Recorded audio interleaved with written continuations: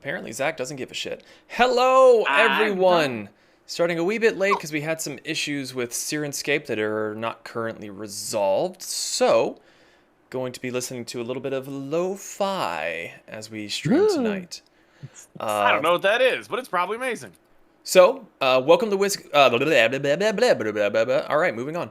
Welcome to Whiskey Wednesdays, a Fools and Flagons show where I, the DM, review and discuss various topics regarding D&D while drinking a glass of whiskey. The stream will last at least as long as it takes me to finish my glass, if not longer, as the conversations take place.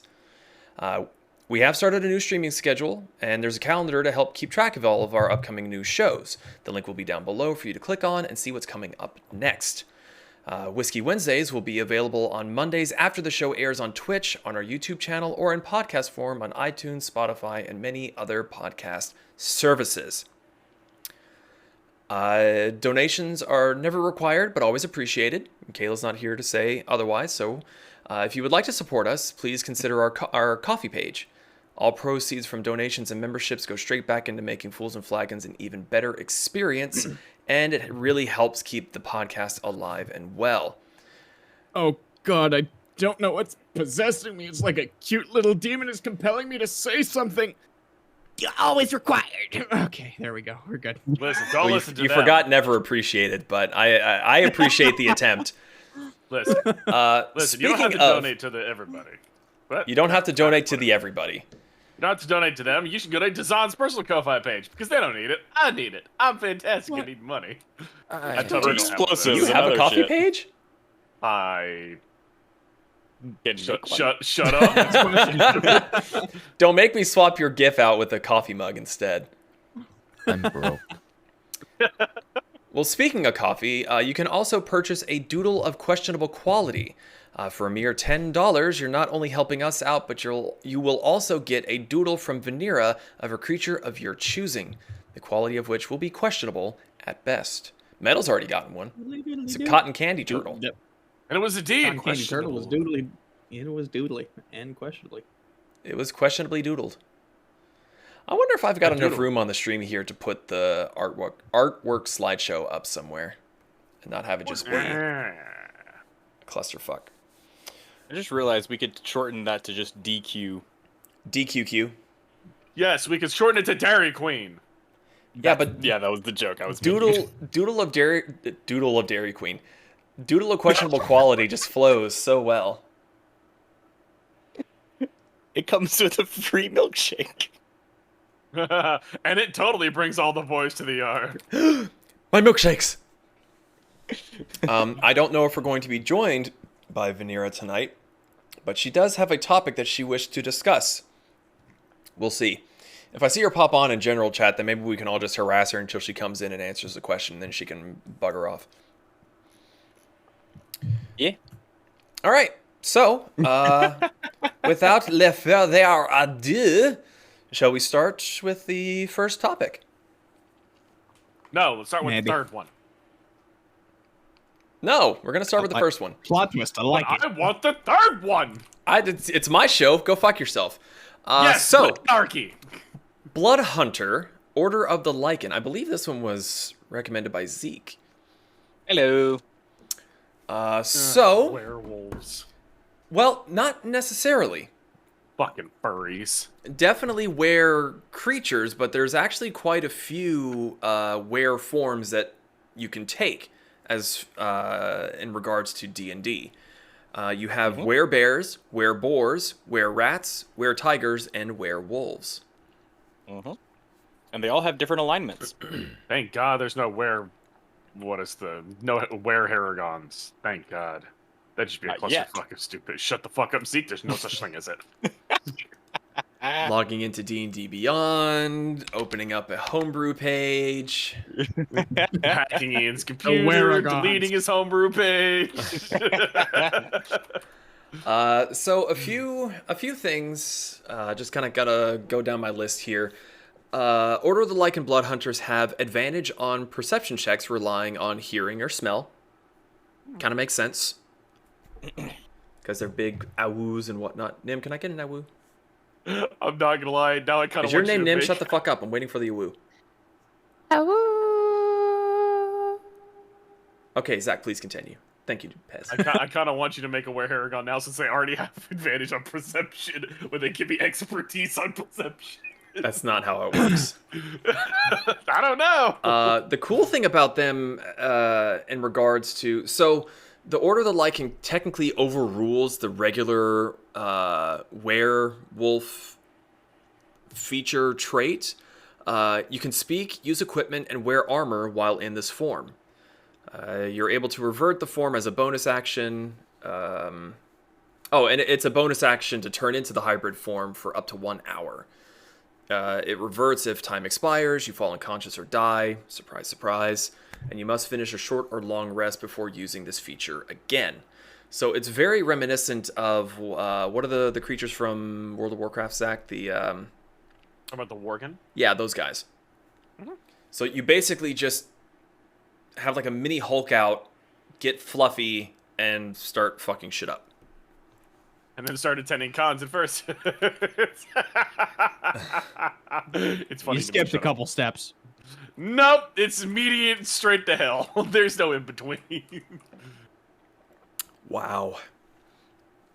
All right. So, speaking of the hybrid transformation, here's a bit of an overview of the features of the hybrid transformation.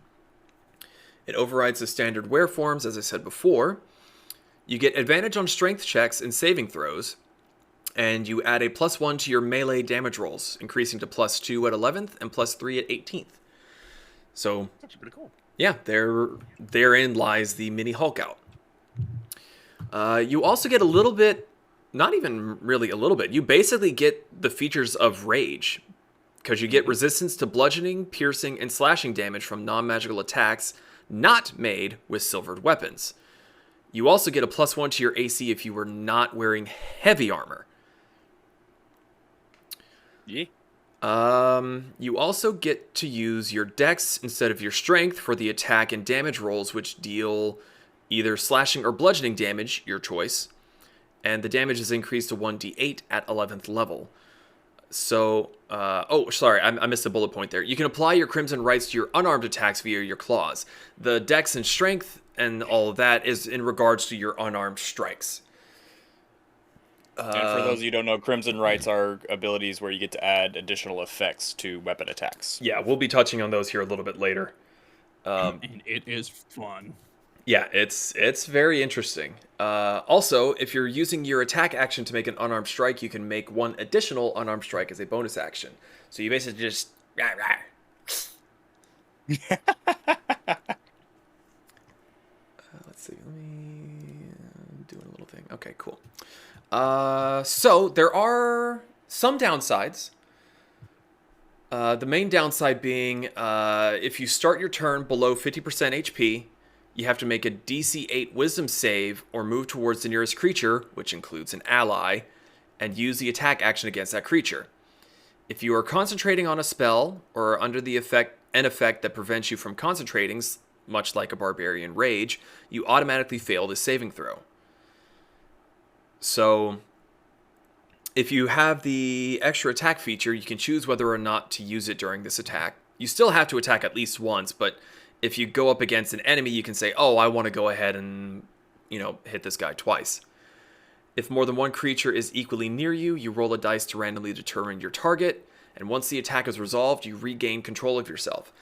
What makes me curious about that is, since it's not specifically worded, I'm torn between it happening once, or does it happen every time you start your turn? So if you're below 50% HP and you're forced to attack the nearest creature, it says once the attack is resolved, you regain control of yourself. I'm assuming that means that you can move and use bonus actions. In my experience, it has been every turn that you start below 50% HP. Yeah. Okay, so then basically it wastes your attack, not wastes, but it uses your attack action. And so long as you have movement and your bonus left, you can do that after you've attacked. So, yeah, that's the way I'm interpreting it. Yeah. Now, the thing is, though, is that's only if you're in your hybrid form. So if you get below 50% HP, you attack somebody, you're like, I'm below 50, I'm way below 50, I don't want to keep attacking my buddies, just no longer hybrid form, and you're not hindered, really, anymore. Yeah, but at the same time, if you're in the middle of a battle, and that might hurt you a lot, because you don't get any of the benefits either. So it's True. I mean, you still have a lot in your repertoire as a Bloodhunter to make use of. And I suppose the thing is like, if, again, it's a DC 8 Wisdom save. It's not that fucking hard. Like, sure, it'll happen, but it's not, yeah. Just don't make Wisdom your dump stat. Yeah, right. Well, because I think Bloodhunter, you get to pick if it's Wisdom or something else for your spellcasting modifier and all, right? Or is it just Wisdom? I can't remember. Might be Dex. No. Bloodhunter, because I don't know of any Bloodhunter besides Profane Soul that gets spellcasting. That's what I'm referencing at that point. Then, I mean, if it's Order of Profane Soul, your spellcasting is usually the same as a, let's see. Yeah, you get to choose Intelligence or Wisdom. Oh, fucking nailed it. Okay. At 7th level, your movement and jump distance increases by 10 feet. You also gain a +1 bonus to unarmed attack rolls, and this increases at to +2 at 11th and +3 at 18th. At 11th level, you can use your transform feature twice and regain all expended uses after a short or long rest.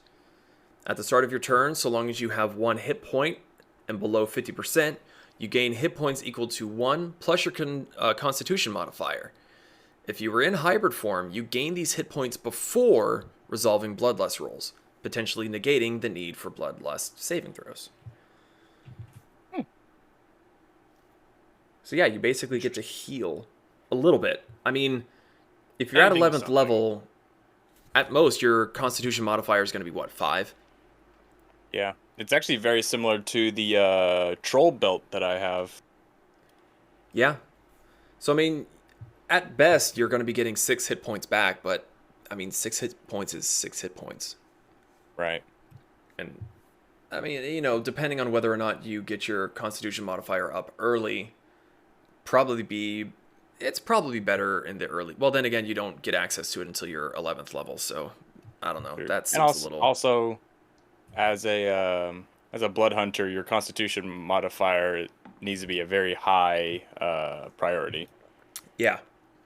Well, I mean, you're melee, and you sacrifice your health to use your stuff. So you want your Constitution modifier to be high, so that you have enough fucking HP reserves to cut yourself. Correct. Correct. Irrelevant. Okay. Objection music. This one's kind of nice. Granted, it's very, very, you know, later on in the grand scheme of things, but at 15th level, you have advantage on your Bloodlust saving throw. I mean, that's cool and all. You shouldn't be you shouldn't be failing a DC 8 Wisdom save at 15th level, unless you're rolling natural ones. Damn. I said you, not me. It was the royal you. I knew what you meant. While in hybrid form, you have advantage on attack rolls against a creature affected by your brand of castigation. Which is essentially kind of, well, actually, what is the castigation? Hold on.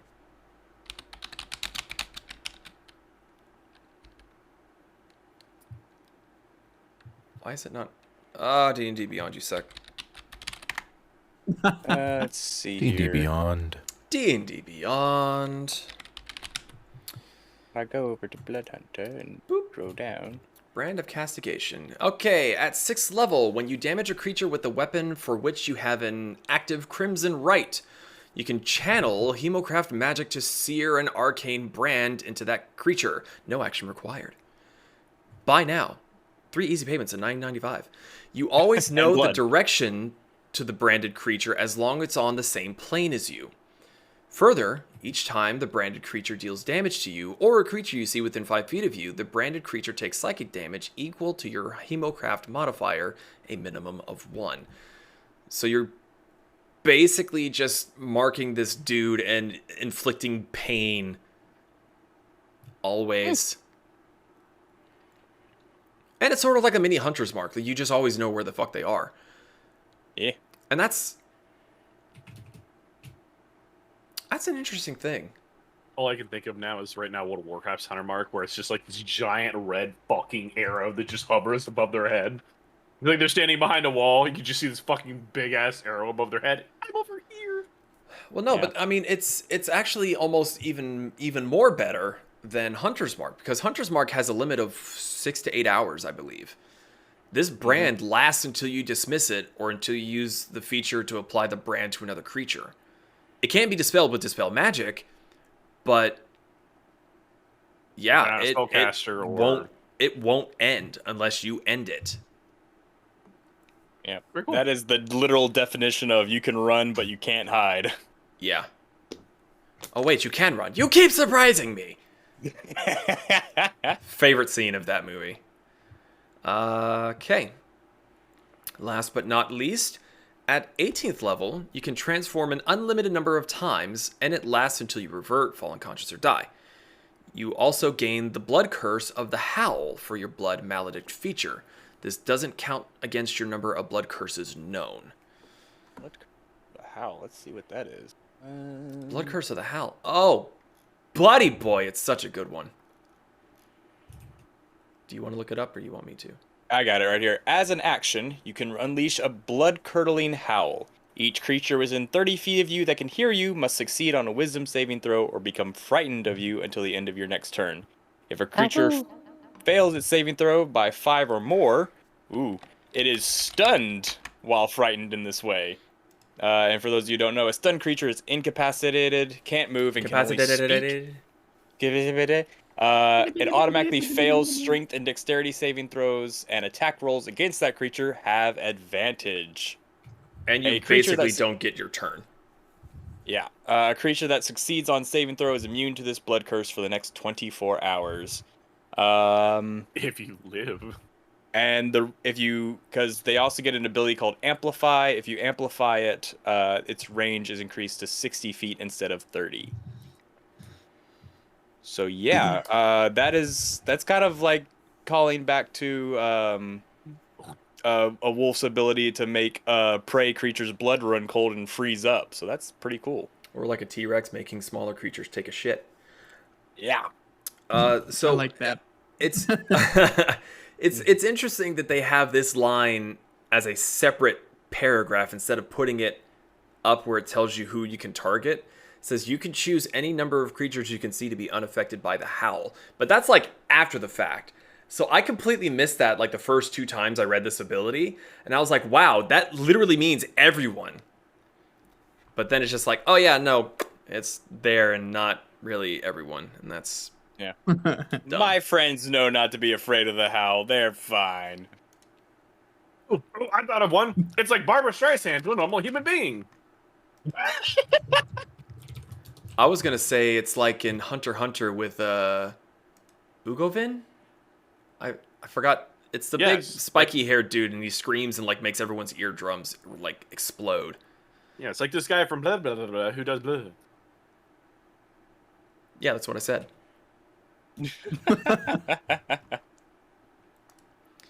So that's pretty much all I got as far as the Bloodhunter Order of the Lycan goes. That's the basic rundown of things that I've found to be particularly interesting.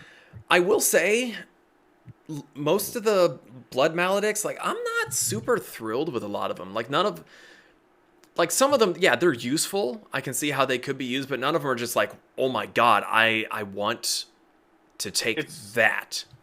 Are you talking It's about the probably curses not or a- the maledicts? Oh, curses, sorry. It's probably one of those where alone they're not anything special, but it's probably how you combine them with other things that makes them effective. Oh, for sure. I'm looking at it from both sides of the argument. Like, if I was playing this character alone, there's really only like one that really, really interests me, and that's Blood Curse of Exposure. When a creature you can see within 30 feet of used that you... one. Yeah. When a creature within 30 feet of you takes damage from an attack or spell, you can use your reaction to temporarily weaken its resilience. Until the end of the target's next turn, it loses resistance to all the damage types dealt by triggering attack or spell. So if you're fighting a fucking vampire or whatever that's resistant or immune to necrotic, you basically nullify that until the end of that creature's turn. And if you amplify it, the target instead loses invulnerability. Sorry, the weaker version is just resistances. The amplification makes them lose invulnerability to damage types of the triggering attack or spell, but has resistance to those damage types until the end of its next turn. So if you have like a lightning wyvern that's completely immune to lightning, it's now resistant. But if the wyvern is resistant to fire, it's now not resistant. It's pretty impressive. Yeah.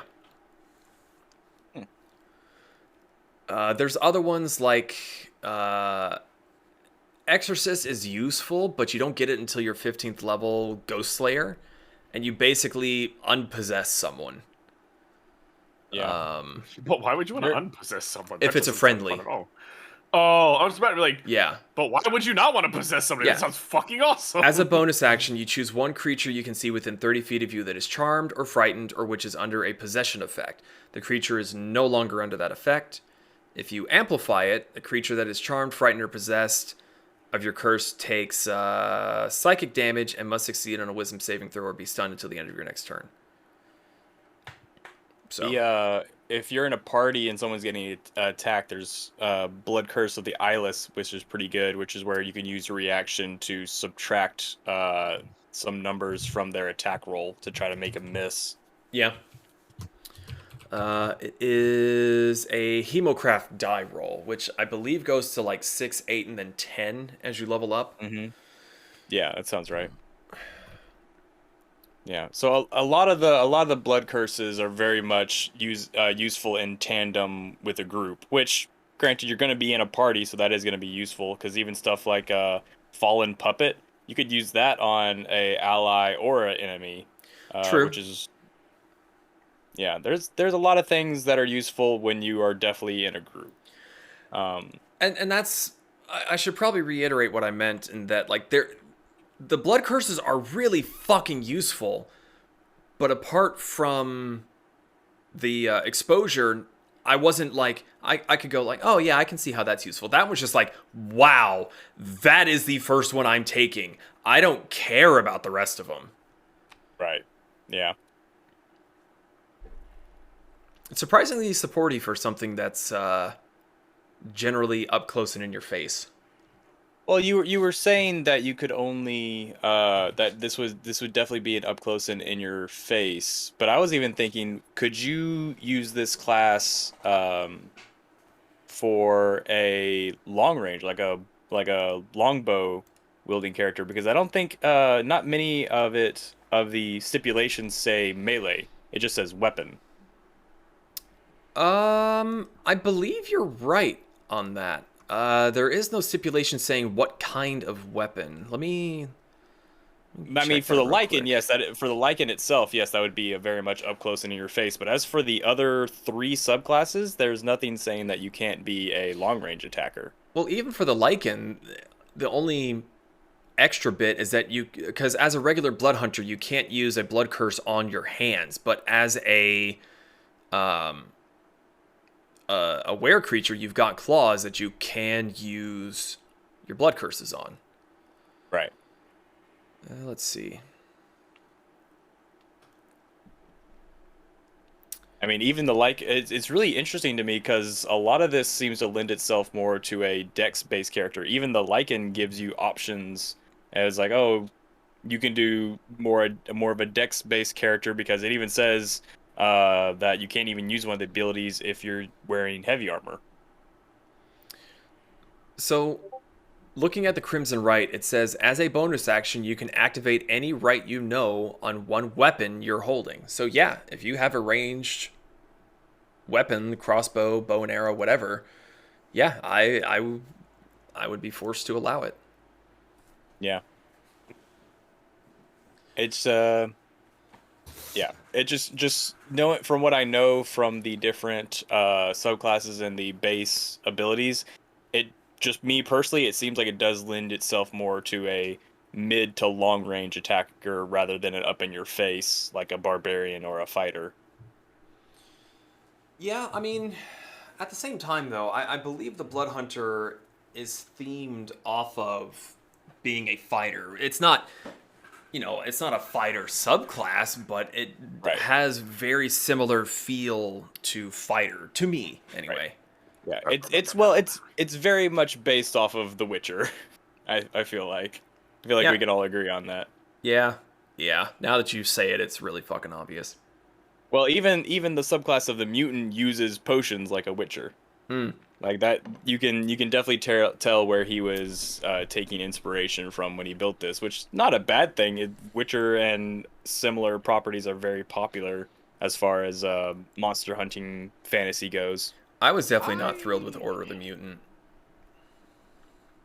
I would be interested in actually, like, hybrid-wise, it's not a blood hunter, but, like, the one that we were talking about last stream, like, somebody who's a half-dragon, for the most part, and could turn into a dragon for whatever length of something.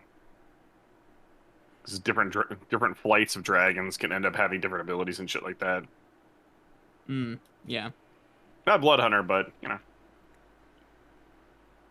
I mean, I would probably just more or less look at a Dragonborn and take a lot of its perks and just give yourself a feature that at varying levels you get to polymorph for longer and longer, maybe polymorph into higher crit rating dragons, depending.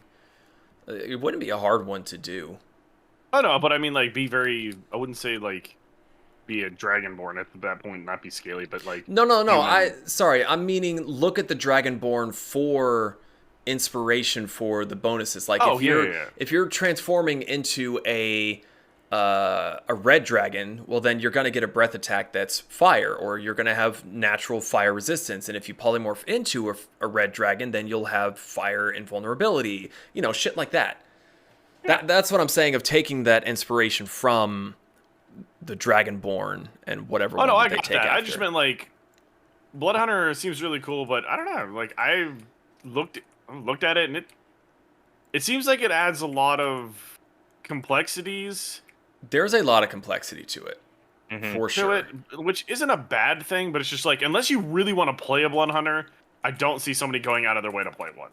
Yeah, this is definitely not a class you play on your second or third time playing D&D. No, you need some practice, because like looking at the Order of the Mutants, I thought that I was going to be like on board for this, but it's complicated because you have to craft your mutagens, and the mutagens only last for a day.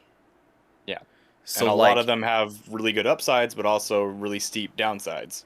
Well, and a lot of them are really fucking bog standards. Like, oh, you have, let's see, so Conservant, you have advantage on intelligence, but you have disadvantage on wisdom. You have advantage on dexterity, but you have disadvantage on wisdom. You have resistance to fire damage, but vulnerability to cold damage. Like, it's very bog standard and, in my opinion, kind of boring. I mean, I see its bonuses and all, but knowing roleplay wise that you're gonna have to go out and get these ingredients, and when you wake up every fucking morning, you're gonna have to be like, okay, what am I brewing today? I'm to craft my realistically, you don't have to.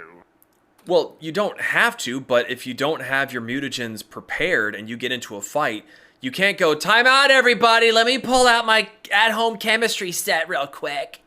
You're saying you can't, but there's actually nothing stopping you. It's just, it'd be really stupid to. You'd be like, really fucking stupid too. The stupidity of it really stops you. Yeah. Yeah. It's just one of those, like, you don't have to craft them every day. But You don't, but should. you don't, but you're losing a key part of the entire class, Yeah. at least for that subclass. Of that That's subclass. the point that I'm making. Like, you don't have to do any of this stuff, but like, there's no point to play Bloodhunter unless you do it. Mhm. Yeah, it's. If it were me, I would probably make them last at least a few days, maybe. Well, you're the DM, so I mean, like, I know, if you're and that's why I'm in your saying campaign, I would.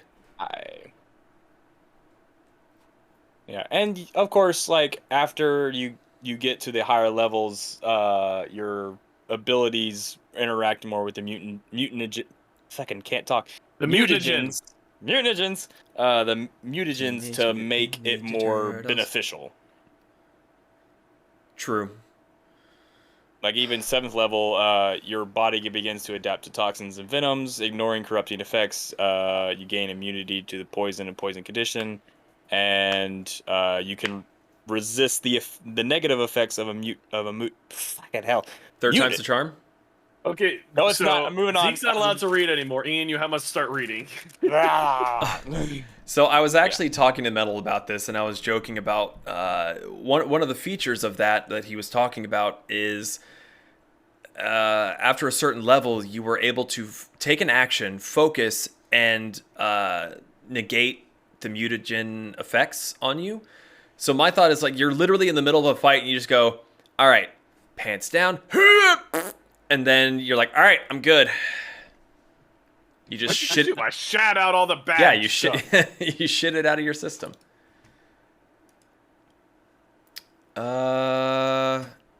Yeah, I don't know.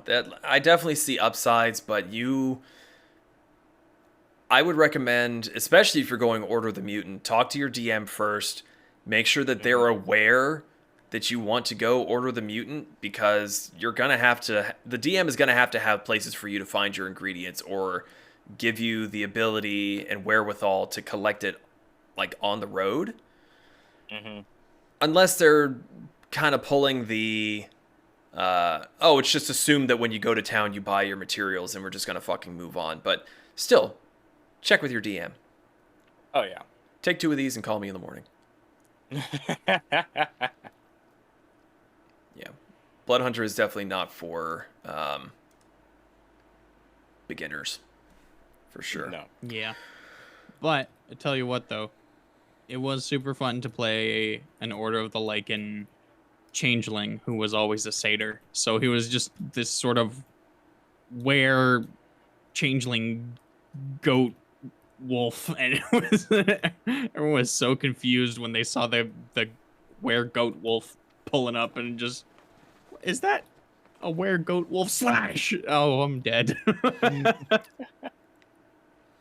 And it was super fun too, because my friend was playing I forget what it was, but they had a class that used like potions to buff allies. A class that uses potions? Yeah, it was Artificer, I think maybe? it was, Artificer? I think it was Artificer. That's right. But yeah, Yeah, Alchemist. they actually had, yeah, that's the one. But they kind of like, there was this super awesome moment where we were fighting a chimera, and just went fucking Hulk mode with my werewolf rage, and then all of a sudden her character really did not like mine. She just tossed me a potion, was just like, "Go get him, bud." I just fucking downed the flask in my hand, crushed it in my hand, activated the Crimson Rite to like burn my hand, and then just go damn and start slashing at it. Do you remember which I don't potion she gave you? I do not. I think it was something that gave me a bonus on my attack rolls or something like that. Might have been a potion of haste or something. I don't know. It Yeah. was something that really benefited like my attacks too, so it felt Yeah, pretty badass. I was looking at the experimental elixir table, and I was just curious if it was like healing, swiftness, resilience, or whatever. But yeah, with Artificer, you your imagination's the limit. Yeah. Well, closing remarks on Bloodhunter or Order of the Lycan specifically? I like it. It's fun. Yeah, really He fun. likens it. Really I fun. liking it. A really great thing to look at for multiclassing if someone gets bitten by a were creature, but definitely consult with the DM and make sure you're both on board and know what you're doing. Yeah, and I would probably, depending on how you want to handle it, maybe argue against multiclassing, because in the case of Metal's last character before we quit, we were level 7, level 8. It's like if he wanted to multiclass at that point, well, he's already got 7 levels in Paladin. He's going to be hindered one way or the other.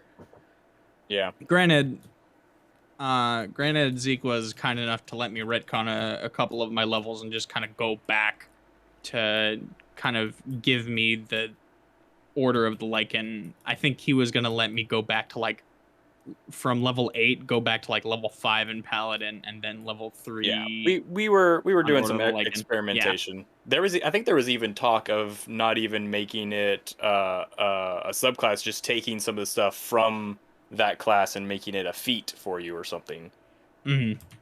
Yeah, we were doing some experimentation that never came to full fruition. I'm a paladin, I'm also a werewolf. Do I kill myself? Well, it was actually really interesting. We looked at the lore, and the god that he went with was also a were creature in the lore when he was mortal. So that created a whole different thing. Yeah. I mean, if you look at it kind of like the Da Vinci Code, he would just be doing like self-flagellation. So, or self-punishment, I Silas. guess. Yeah, Silas. Poor Silas. How the fuck? Out of all the movies that I've referenced, that's the one you've seen. That's the one you know. I'm Yeah. so mad at you. That is just unbelievable. Hasn't seen most of the Marvel movies. Have you seen Robin Hood Men in Tights? Yeah, we watched that one. Yes. Okay, yes. good. Fucking Christ, I was about to have to murder somebody. You were in here when we watched it with him. I'm aware, but didn't remember. It's been a long time.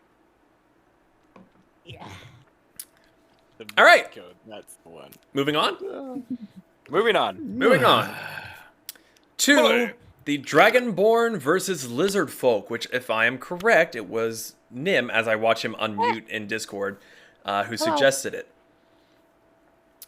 So, to kind of give a little bit of a declaration here, some of the traits that I'm about to list are for basic Dragonborns, and they're not necessarily going to reflect the same across the Metallic, Chromatic, Gem, or Ravenite Dragonborn.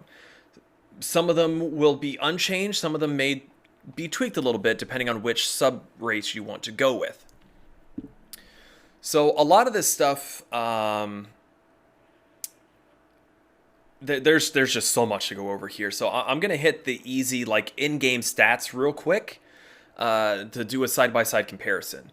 So if you go as a Dragonborn, your ability score increases are +2 to Strength and +1 to Charisma, versus a Lizardfolk, which is +2 Constitution and +1 Wisdom. The age of Dragonborns, they reach adulthood by about 15 years, and they tend to cap out at around 80 years old. Lizardfolk, they reach adulthood by the age of 14, and they tend to reach a maximum age of 60. So not very long at all. For size comparisons, Dragonborn tend to be 6 feet and higher. They're very tall, and at least 250 pounds. They're big, chunky boys. Lizardfolk, on the other hand, they tend to be a little bit taller and a little bit heavier than humans, but their height is sometimes exaggerated because of their frills and other sort of decorative body parts make them look taller. It's like if a human had a bouffant or a beehive hairdo, they would look much taller than they actually are. Or, sure, that too. Both of them have the same 30-foot walking speed. However, Lizardfolk also get 30 feet of swimming speed. So they are very, very quick in the water. Both of them are able to speak Common and Draconic. Sort of checks out. They're both lizardy creatures. And that's where the easy comparisons stop.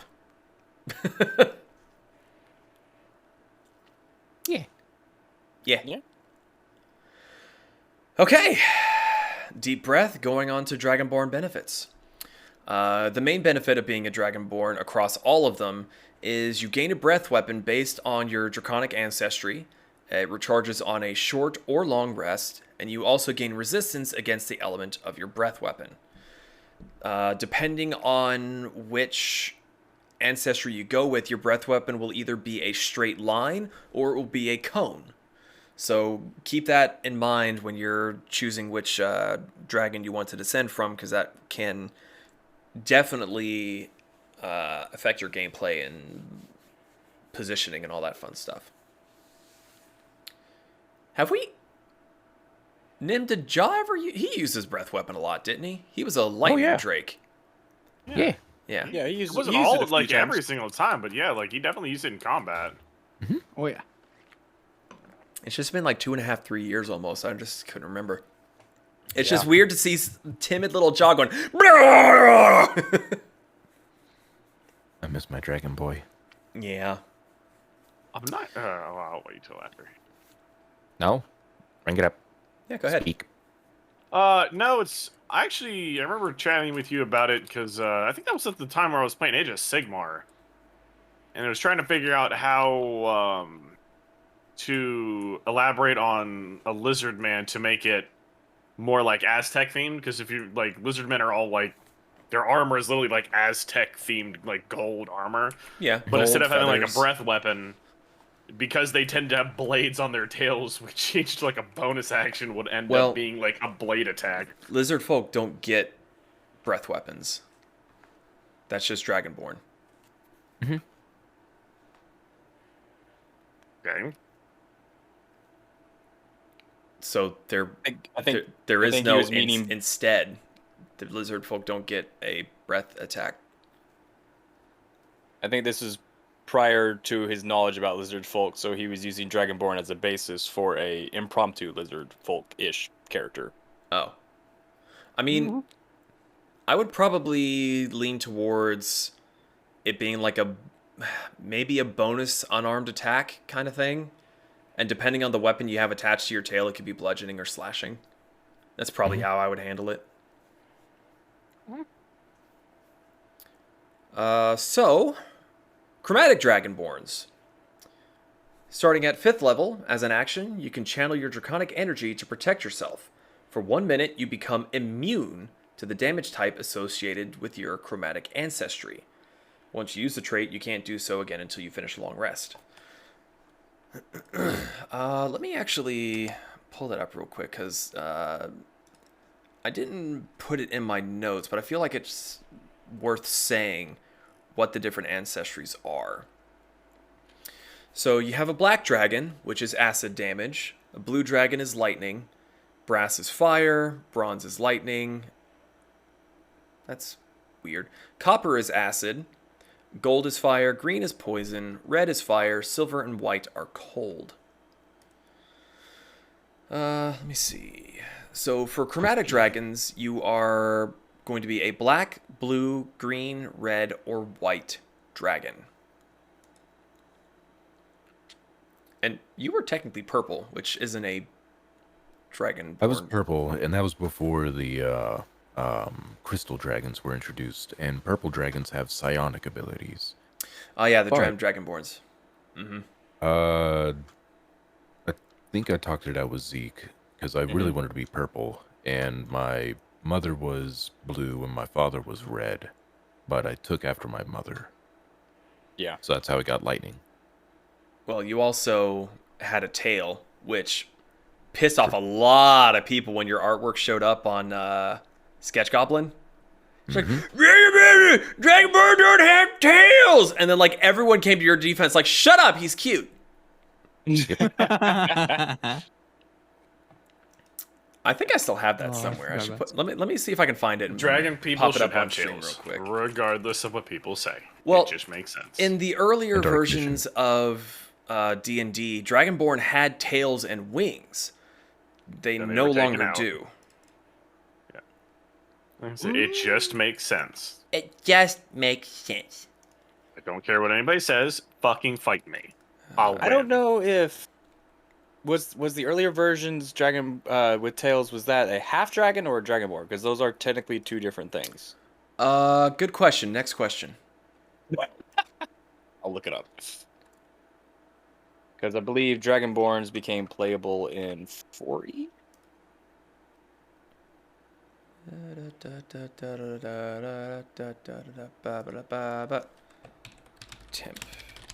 Temp image. Can I just drag and drop? Is that an option? Fucking, of course not.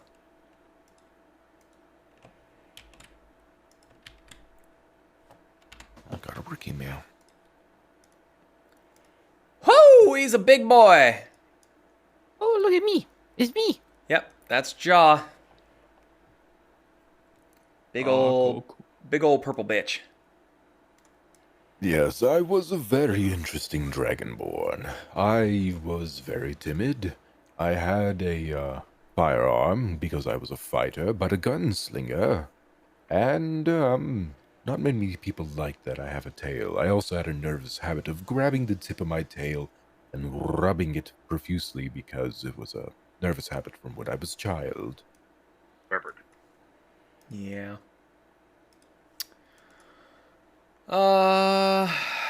Yeah, okay. Moving on from there. This one I'm don't ever really remember seeing before, but the Draken Blood Dragonborns. They're like the only Dragonborn that has dark vision. So that's a thing. Bastards. Yeah, I know, right? Which is ironic, to be completely honest, because like if you ever look at like most like lore for dragons or even dragon people, dragons can fucking see in the dark in like every fucking universe ever. Draken Bloods also have long tails. So that's another interesting thing. Technically, Ja would be a Drakenborn. Or Draken Blood, sorry. They don't have any specific colors attached to them. I don't know if that's just an oversight. They don't even mention what colors Draken Blood can be. The only other tidbit that they've got on them is forceful presence. You can use your understanding of creative diplomacy or intimidation to guide a conversation in your favor. When you make a charisma, either intimidation or persuasion check, you can do so with advantage. Once you use this trait, you can't do so again until you finish a short or long rest. Actually, pretty awesome. So, these ones, from what it's saying, is just Draken Bloods possess long tails and a knack for social manipulation. They remember the days when they were once mighty conquerors. That's pretty much all the description I've got for Draken Bloods. That sounds like something Jaw could have been. So Ham, please. I'm looking up like their origins. So both the Draken Blood and the Ravenite come from the Critical Role world of Exandria, and they're much more of a lean and intellectual than the traditional, more bulky Dragonborn. Not much of a fighter. All right. So going on to what Ja would technically be, are the Gem Dragonborns. These can be Amethyst, Crystal, Emerald, Sapphire, or Topaz. Their damage types are Force, Radiant, Psychic, Thunder, and Necrotic. So with you being purple, you would actually technically have Force as your damage type. The Psychic would be Emerald. I'm sure with a little bribery of cookies, you could persuade a DM to look the other way. Like force is still really good damage. I mean, like how many things have a resistance to force? Ghosts? Not many. Jedi. Jedi. Did he just say Jedi? I couldn't understand all of it, but it's just like I could have sworn he said Jedi. So Gem Dragonborns have what's called Psionic Mind. You can send telepathic messages to any creature you can see within 30 feet of you.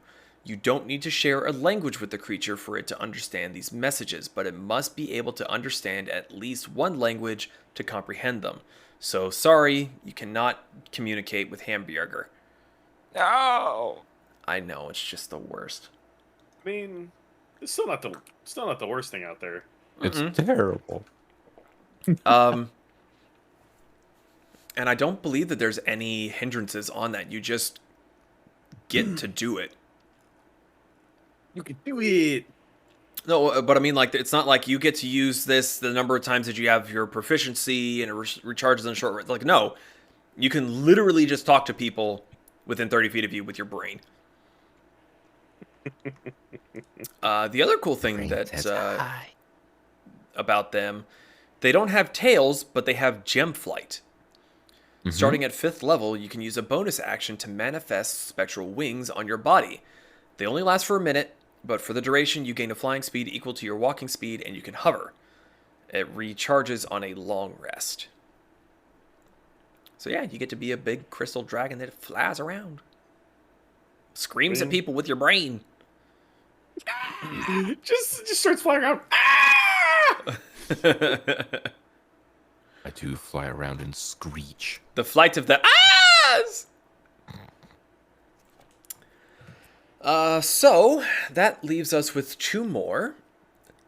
The Metallic Dragonborn. You get the Metallic Breath Weapon. You get it at 5th level. Metallic Dragonborns are the ones that get a cone breath. It's a 15-foot cone. Ooh. And you get to choose between 2 of your breaths. There's Enervating Breath. Each creature in the cone must succeed a Constitution saving throw or become incapacitated until the start of your next turn. Or you have Repulsion Breath. Each creature in the cone must succeed on a Strength saving throw or be pushed 20 feet away from you and knocked prone. So you've either got Stanky Breath or damn Stanky Breath. You either don't brush your teeth or you've never brushed your teeth. The Metallic Dragons are Brass, which has fire damage, Bronze with lightning, Copper has acid, Gold has fire, and Silver has cold. So, if you're going to want a cone breath, you're going to want to be metallic. Everything else is pretty much a straight line type breath weapon. Going on from there, we have the Ravenite Dragonborn. They also have dark vision, and they have what's called Vengeful Assault. When you take damage from a creature in range of a weapon you are wielding, you can use your reaction to make an attack with the weapon against that creature. Once you use this trait, you can't do so again until you finish a short or long rest. I don't think I understood that. Like, what you said made sense, but my brain just didn't connect the dots. So,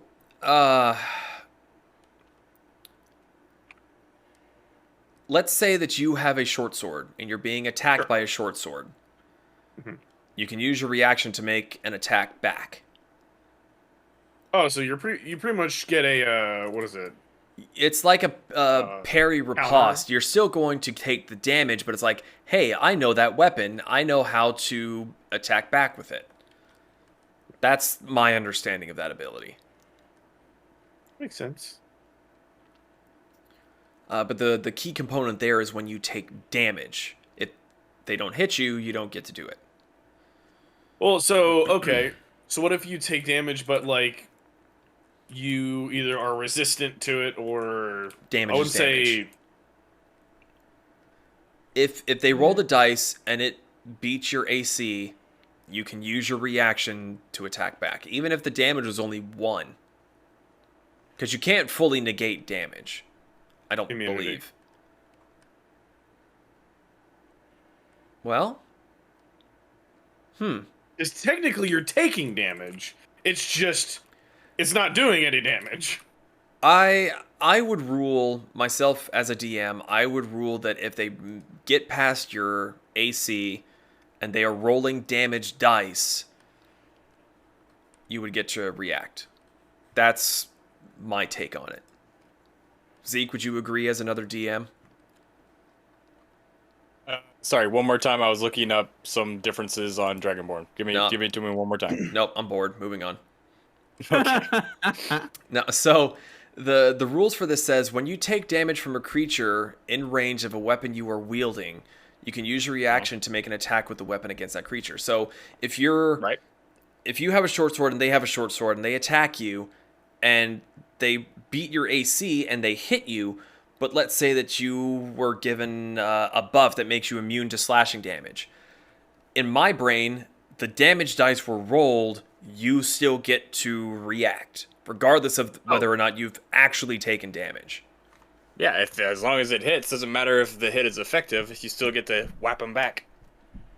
Okay. Well, there's that. Yeah. Now we get to move on to Lizardfolk.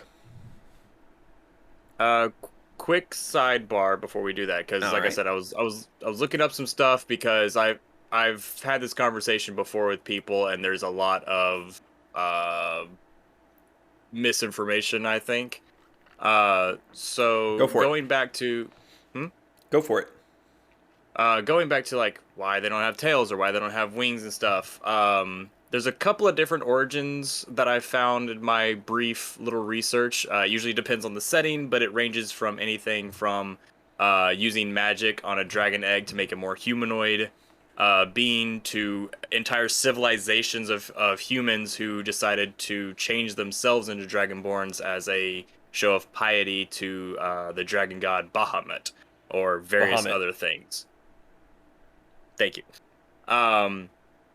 But they are generally shown without tails in most editions, because I think they first appeared in 3.5. I could be wrong about that, but they are generally shown without tails and without wings. However, on the other hand, there are these beings called half-dragons, which are when a dragon and any other humanoid get Oh, together. they fucking. And yeah. Generally, the half-dragons can have tails. Very few will be found with wings. And breath weapons are often a little bit more powerful. So that's usually where the confusion gets mixed up. But as we have already agreed, there's nothing wrong with the Dragonborn having a tail as well. That is just usually where the rules lawyers get their facts from. So All I I just have to wanted say to to put this that a is- little aside. Zahn needs to find a dragon, and fuck it. I mean, it is possible. Aragon dragon. Imagine a half rabbit, half dragon. I would also argue that, at least with a tail, there's no real change in the rules. If you were to give a player wings, that is a big change in their abilities. Oh yeah, absolutely. I think there actually is. There's one of the subclasses where you get dragon wings, and I think it's sorcerer, but I could be wrong. You could also, give somebody wings, but like they're too small to actually lift themselves up with them. Fatty. True. But all yeah, I the just wanted to put that's that fair. aside in there. What name? It's just like all the dragons in Spyro. Yeah. Yeah, exactly. Yeah, they big old chunky boys. They didn't have a lot of pixels to work with, but those polygons, but those polygons were thick. So we're gonna touch again on Dragonborn here in just a minute. We're going through the benefits game-wise for the two races, and we will be touching on Dragonborn lore shortly. So, as far as in-game stats and rules, any other comments? For just Dragonborn? Dragonborn for the moment. We're gonna go on to Lizardfolk here. No. No. Okay. So Bully. going on to Lizardfolk. They are also able to, well, I say also, I'm thinking of the Lycan fuckers. They can replace their unarmed strike with a bite attack that deals piercing damage instead of bludgeoning. They also get a feature called Hungry Jaws. In battle, you can throw yourself into a vicious feeding frenzy. As a bonus action, you can make a special attack with your bite. If the attack hits, it deals its normal damage, and you gain temporary hit points equal to your Constitution modifier, and you can't use the trait again until you finish a short or long rest. So you basically Mike Tyson someone and get temporary hit points. So you said to your Constitution mod, so you can only get up to a maximum of 5. Unless you have a magical item saying otherwise, I believe so, yes.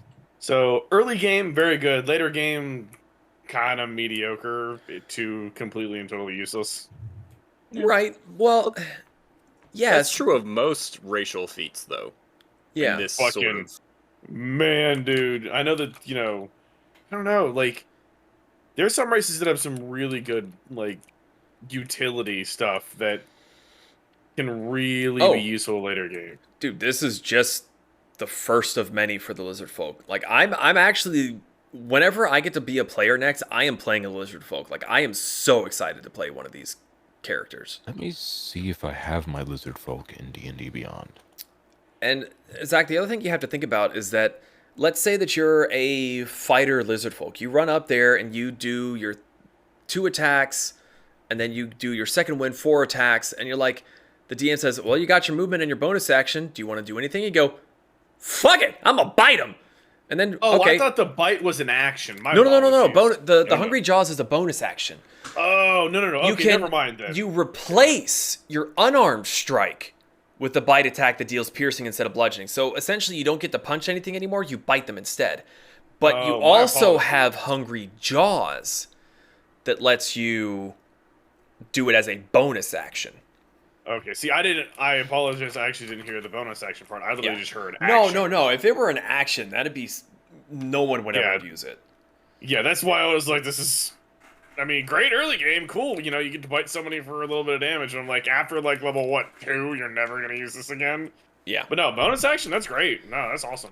Yeah, it's very much like Killer Croc from DC. Just like punch, yeah, bite. Nah, Yeah. or Lizardman from Warhammer, dude. Bash you in the face with a giant golden shield the size of a Spartan shield, stab you with a giant polearm, then eat your head. Fuck it. Well, speaking of shield and spear, no. They have what's called Cunning Artisan. As a part of a short rest, you can harvest bone and hide from a slain beast, construct, dragon, monstrosity, or plant creature of size small or larger to create one of the following items. You can make a shield, club, javelin, 1d4 darts, or blowgun needles. To use this trait, you need a blade, such as a dagger, or appropriate artisan's tools, such as leatherworker's tools. So you kind of get to sort of craft your own gear, to an extent. Again, it's probably going to be really useful early game, not so much later on. Well, And it it's depends on, like, usually again, flavor. what the DM. Yeah, what the DM wants. I mean, like, if you put I mean, enough that's- time and effort and... Yeah, I mean, I guess Into if it. you're like level 12 or 15 and you take down a dragon and he's like, I'm going to make a spear out of his toenail. It's like, that's a +1 spear right there, buddy boy. Yeah. Also, having a way to make your own javelins or other ranged weapons that he uses, not a bad thing. A javelin is a very useful tool to have, be able to make whenever you can. Yep. One of the This is a few feat street that I range. haven't seen on many, if any, other race. They can hold their breath for up to 15 minutes at a time. Mm-hmm. That's a really long time, considering that normally you can only hold your breath for as many minutes as your Constitution modifier. That's... yeah. That can still be a lot, but yeah, that's not a lot for everybody. Well, actually, hold on. That actually doesn't sound fully correct. One second.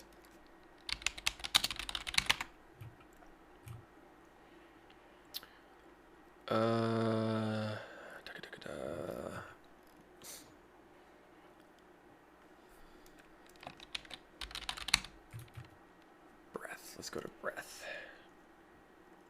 Bottled breath, animated breath. These are not the topics I need. Dragon's breath, fire breath, animated breath. Fuck's sake.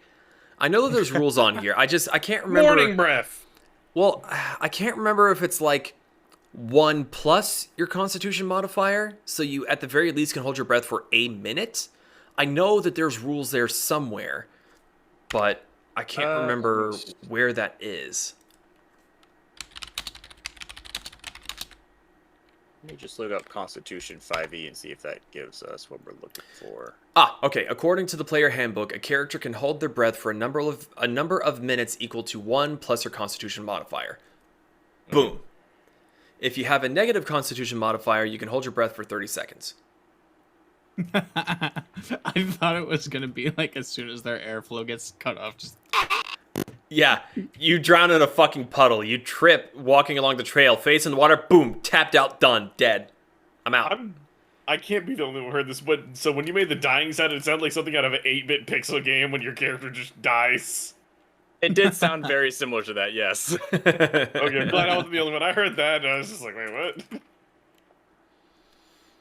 Okay. As a Lizardfolk, which I'm kind of surprised that Dragonborn didn't get something like this, but you gain proficiency with 2 of the following skills of your choice: animal handling, nature, perception, stealth, or survival. Those will actually become a little bit more like, oh, I see why, once we get into the lore section. They also get what's called natural armor. You have tough, scaly skin. When you aren't wearing armor, your AC is 13 plus your dex modifier. You can use your natural armor to determine your AC if the armor you wear would leave you with a lower AC. A shield's benefits apply as normal while you use your natural armor. I just want to point. Go ahead. Sorry. I just want to point this out. That gives you better armor than any of the light armors. Studded leather is as a 12 plus your dexterity. And if you fully go into dex, like if you're a rogue or something, that's better armor than any of the medium armors. Yeah. So the only thing, as long as Actually, you're fully into dex. barbarian. Yeah. Actually, yeah, no. it's, I figured this out because I tested a lizard man barbarian. The barbarian armor modifier actually supersedes the natural armor. Oh, okay. And barbarian armor is 10 plus dex plus constitution, I believe. So it Correct. can, in theory, be higher than the natural armor. I mean, not even in theory. Like, I looked at my AC and I was like, that shouldn't be what my AC is, because I was looking at the natural armor trait and I was like, oh yeah, I forgot about the barbarian thing. My barbarian was making it 16. If I didn't have the barbarian, it should have been 15. Right. Yep. So, Especially like if you go into complete ability score improvements and no feats, you could just make your constitution and your dexterity 5, giving you even 20, I believe, without any other modifiers. something along those lines. I finally found my Lizardfolk. Let me send it to you. Okay. Here you go. Oh. Yeah, if you were playing a lizard folk rogue, natural armor comes in very handy. Until you find magic shit. I love the name. Papa Da. Yeah. Makes me think of the Baby Metal Papaya song. Papaya. I mean, as a level 5, you've already got 17 armor class. That's pretty fucking good. Yep. And you don't even have any armor equipped. Nope. You don't need He's it. just a monk. Yeah, I also monks rolled get so their that's own stupidly unarmored. good. Well, I was going to say, so that's 13 plus the 3 of your dex, which gets you the 16. So the monk is giving you the +1. Yeah. Yeah. Okay. Gonna move on to the lore of the two races. Gonna hit on Dragonborn first because it's actually kind of surprisingly short. One found a dragon. One found an alligator. There you go. I mean, you're not wrong. Not technically Mutant wrong. alligator dragon babies. I just read my note on this first bullet point. Dragonborns lack the wings and tails of their ancestors. And in parentheses, I said, this is dumb. They usually stand around 6'6" and weigh 300 pounds or more. They have clawed hands with 3 fingers and a thumb. Their scales tend to match the blood of the dragon they are descended from. Their clan is more important than life itself. Each Dragonborn is beholden to the respect and honor of their clan. To go against this and bring dishonor to their clan can result in expulsion and exile. Wait, did you Pause say to that see if anybody's gonna make the reference. Nope. Okay. No, I did have a question though. You said that there's color matches the blood of the dragon they're from. Do dragons actually have colored blood? Yes, depending on dragons what- have blood. If it's blood, if there's It's color of the- metaphorical, dude. Oh, I wasn't. I was. This is a legitimate question. Was actually curious. My apologies. Yes, the gem dragonborns bleed crystals. You guys don't? I love just looking over I'm at gonna Zach's check avatar that. and I see Kip pop up in the corner.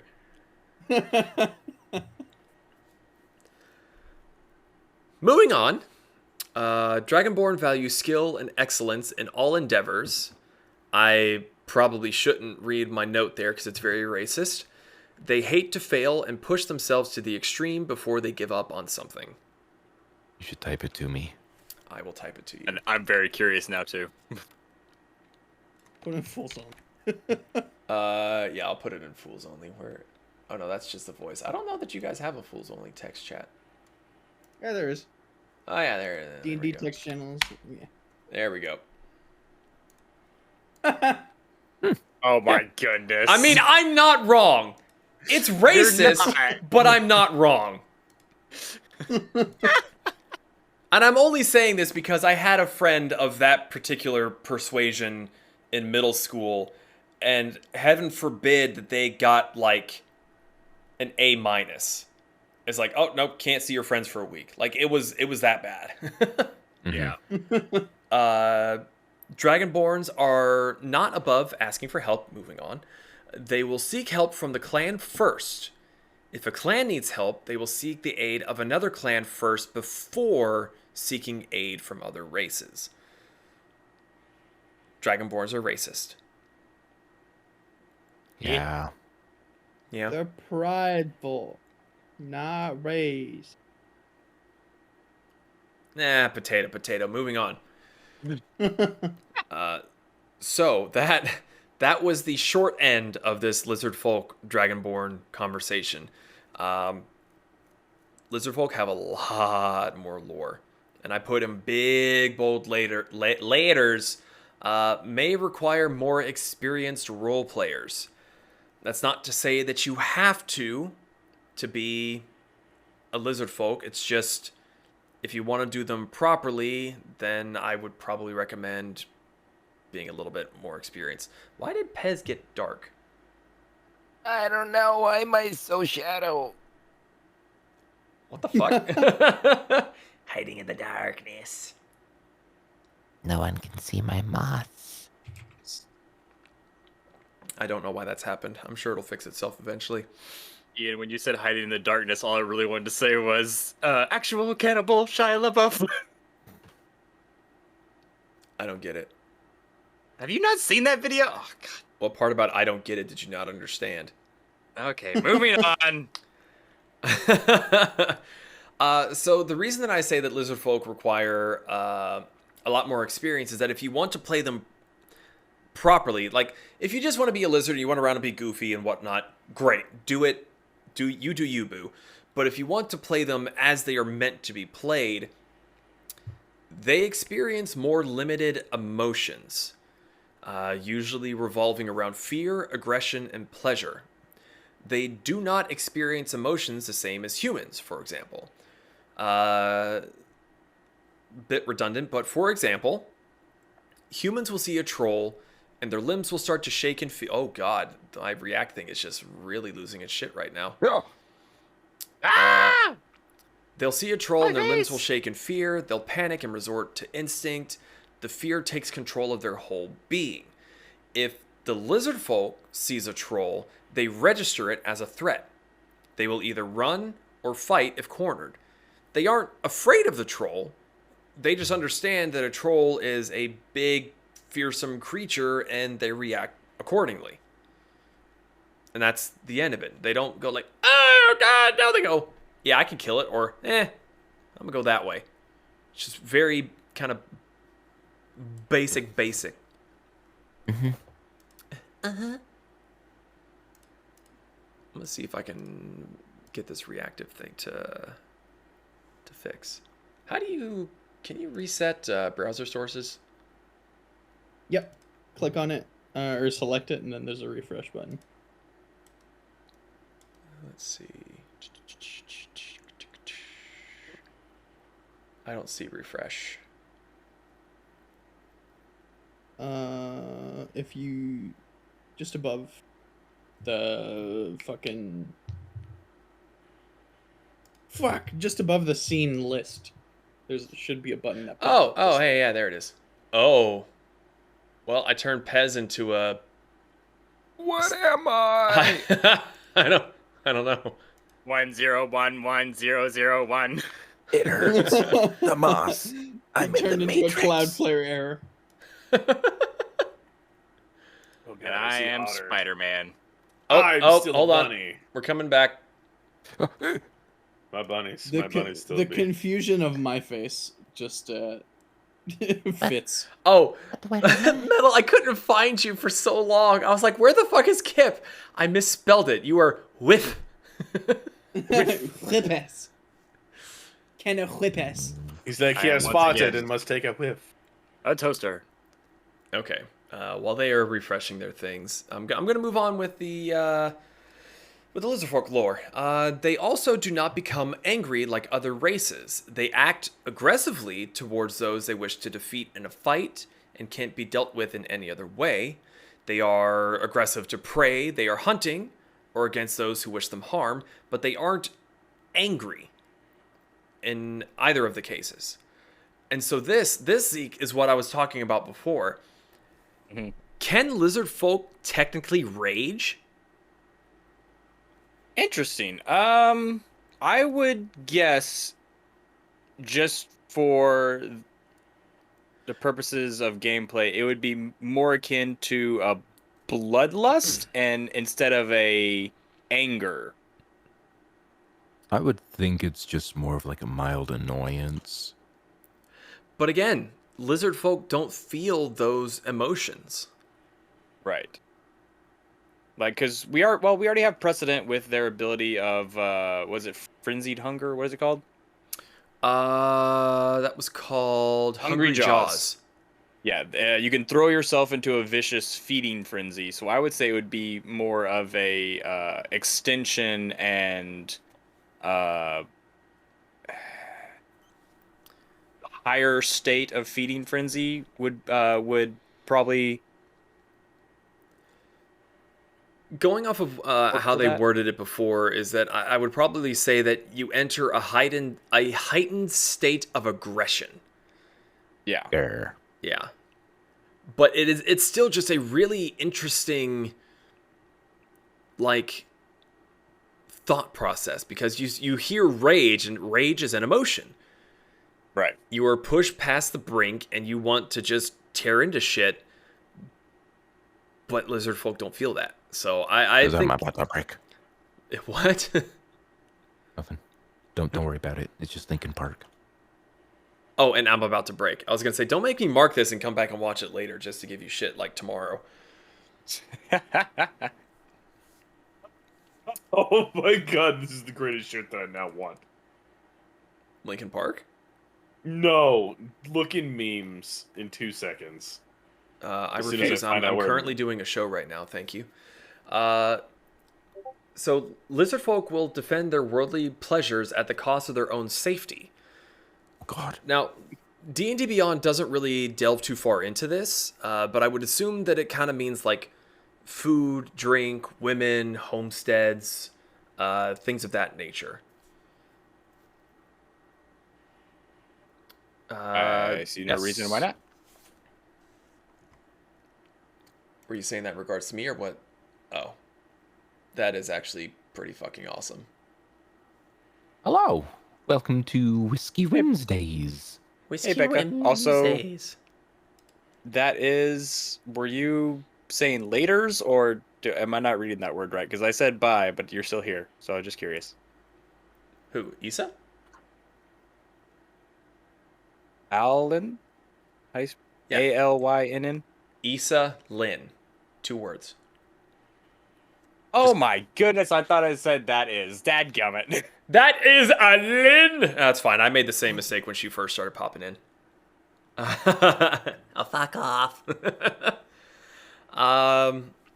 So scooching back into here, lizard folk lack meaningful emotional ties. They do not mourn fallen comrades or rage against their enemies. Again, rage. Which is why I would say that it probably would have to hearken more towards heightened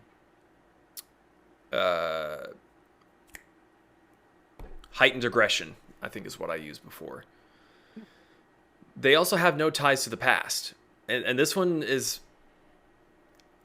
the best way I can think of describing it is kind of like a child's object permanence. So they assess their situations based on their current and future utility or importance. So if a comrade is slain, it's no longer a comrade, it's a potential food source. It's like, it doesn't matter what they were in the past. It's like, well, that sucks. Can I have his toes? I mean, they just...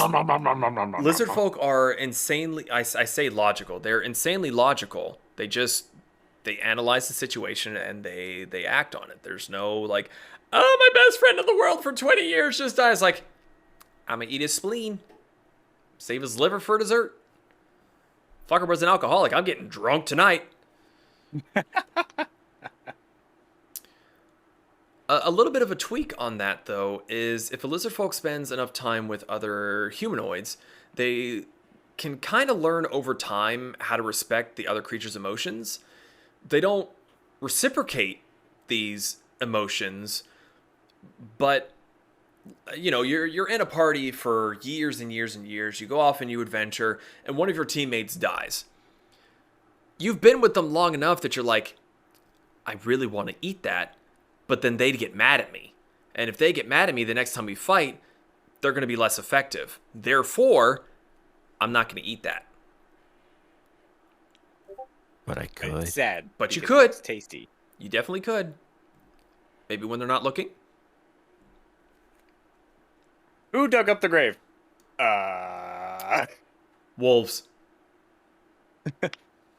Why is Steve's arm missing? Why is Steve arm missing? So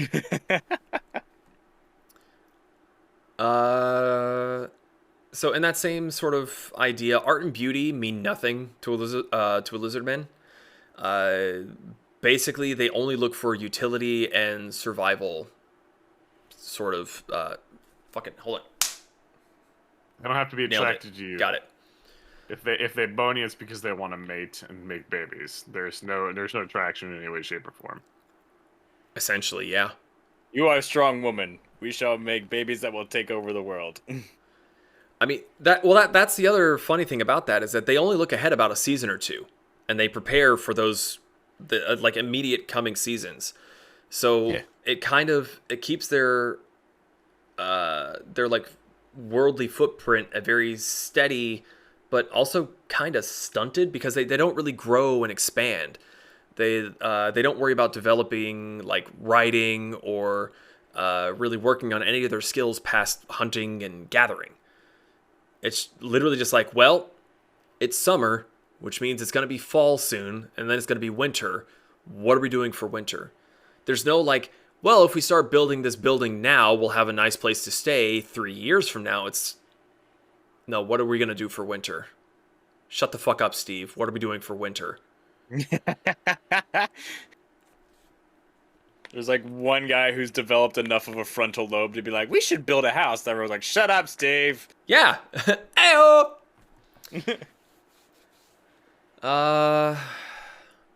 Oh yeah, they also view other humanoids as basically like weak little puppies. Mostly because they don't have claws and no teeth, on most of them anyway. But if the creature proves useful to a lizard folk, and that creature is in danger in any way, it may trigger a protective response made even stronger by the apparent weakness of their ally. So, let's say a lizard folk is in the party of fools and flagons, Tales of Artron right now, and Pez. Well, no, you have teeth and claws. You don't count. No. Zon has he's small, he's fluffy. He to the lizardfolk appears weak and defenseless. I'm very happy you said appears. Yes, appears. I Because respect again, your choice in words. lizardfolk mentality. I'm trying to get into that headspace. You're If good. you I get understand. attacked, he's gonna be like, "Must protect the fluffy," and flying dropkick, whatever. Even though you could literally obliterate half of everything everywhere of all time. That's Listen, you don't have to fucking sugarcoat it here, man. God. there's no sugar. Only salt. I must So- lick. you must lick. Blah, blah, blah, blah, blah, blah. Gonna move into this is the one. A few races that I've looked into before has a table kind of like this, and it's sort of guidelines on how to play the character, sort of to get you into the right mindset for them. And there are quirks that are available. You can roll like a 1d8 to pick them, or you can just choose as many as you want. So I'm just gonna kind of go down the list. You hate waste, and you see no reason not to scavenge fallen enemies. Fingers are tasty and portable. I was expecting some response, but none, so moving on. You sleep best while mostly submerged in water. Money means nothing to you. You think there are only two species of humanoid, lizardfolk and meat. Accurate. That one has a lot of potential to create interesting conversations. It's like, why are you racist against this other person? Well, because he's a dwarf and I'm a human. You're the same. Shut up. Shut up, meatbag. You both taste like chicken. This one I think Zach would do if he was a lizardfolk. You have learned to laugh. You use this talent in response to all emotional situations to Yes. better fit in with your comrades. Oh no, Steve's dead. The town of Drybell has been obliterated. We just got accused of killing the king. If you're guilty, laugh. What? This one, you still don't understand metaphors. That doesn't stop you from using them at every opportunity. You're basically Drax from Guardians of the Galaxy. Do a metaphor too. Blowjobs. This one is very Pez, I think. You enjoy eating your food while it's still wriggling. Where? Wait, you skipped one. I did not. Yeah, you skipped number 7. Well, I obviously didn't put it on my list for some reason. It says you appreciate the soft humanoids who realize they need chainmail and swords to match the gifts you are born with. Oh, yeah, I don't really see that as a quirk. That's just condescending. Yeah. Which It- is a quirk. I mean, yeah, okay, it's a quirk, but as far as these other ones, that one's like... I That guess one's comparatively. bland. Yeah, comparatively, yes. That's like if you don't want to play a complete, like, cannibal prick, then yeah, do that one so you can be a lizardfolk and fucking do nothing. Fuck you. I mean, okay, so with that one, a lot of that seems to me like it's internal, like it's an internal dialogue you have with yourself. It's like, man, I like that you're wearing armor. At least you recognize that you're weaker than me. Versus all the other ones, it's like, why is he sleeping in a puddle? Why are there fingers in this dude's bag? Like, those are so much more compelling than, aw, you guys realize that you need armor because you suck. That's, I don't know. You just made that sound very appealing to me. I mean, yeah, it has a appeal to it, but in my own humble personal opinion, it just wasn't as interesting as the other one, so I just omitted it. Steve, why do you have fingers in your bag? Sometimes I get the munchies. Zeke, And you missed know the what he's perfect gotta pay. joke. What? It's finger food. It's finger. That's great. Why do you have a bunch of these fingers in your bag? Because you know, Whitey's got to pay. The payment is fingers. So, that reaches the end of my Dragonborn versus Lizardfolk. In your own personal opinions, if you guys had to pick between the two of them, which do you think that you would give a shot? Lizardmen or Dragonborn? Coming from someone who has played Dragonborn a lot, it was one of the first races I played, and I only played it for like 3 different unfinished campaigns. I would definitely go for Lizardfolk because I think they just have a lot more to work with, both utility and in roleplay. I would have a hard time choosing because realistically, Dragonborn are definitely very cool, and I like the flavor behind them. But realistically, I'd probably end up going with Lizardmen because I could swing it to be more Lizardmen from like Warhammer with like special like a theme around them that I would kind of mesh with. Not to mention laughing in every situation would be fucking hysterical. But yeah, I'd probably do Lizardmen next. Crap! I just had a thought reference, and I can't remember what it was now. It's some cartoon or something where there's like 2 or 3 of them sitting on a couch, and they're just leaned like way the fuck back, and someone says something, and they just go, maybe it was Coneheads. That or it sounds almost Futurama-y. It sounds. It sounds Futurama, but in my recollection, it was a lot more crude than Futurama. Oh no! Like, are you sure it wasn't the whole? He laughs and like, oh wait, you were serious. Let me laugh harder. No, it wasn't. It wasn't that. Okay. It was like they looked really concerned and unsure. So their facial features didn't change when they just like dropped their jaw and started laughing. I don't know. I think it's Coneheads. Yeah, that could be Coneheads very easily. I'm sure I'll think of it at like 3 o'clock this morning, and We I'll come post from about it in France. Discord. Speaking of, if you haven't joined the Discord yet, you should. Link is Join in the it! chat right now. You're also more than welcome to join us and talk with us about these different topics. And if you have a comment, you can put them in the chat. You can pop in and scream at us and then dip, whatever you want to do. But I think personally I definitely want to do a Lizardfolk as my next character if I'm ever a player again. Dragonborn are nice, but just in comparison, they seem almost bland, almost boring. Like, Yeah. I was honestly, I had to go back and look because I just saw how much fucking lore the Lizardfolk had. And I was like, I must have like skipped past a paragraph or 2 for Dragon. No. At the very least, D&D Beyond just does not have a lot of lore for Dragonborn. Yeah. Very shocking. It's really funny because I think going back to the tried and true Matthew Mercer discussion, I think he actually agrees with you on that because his lore for Dragonborn, which is where the Ravenite and the Draco Blood? Drakenblood, yeah. Dragonblood. He creates his own lore in the world of Exandria where they used to be a single race, and then the ones with the tails, the Draco Blood, decided to enslave the Ravenites and use them as hold up. build Is their... this campaign 1?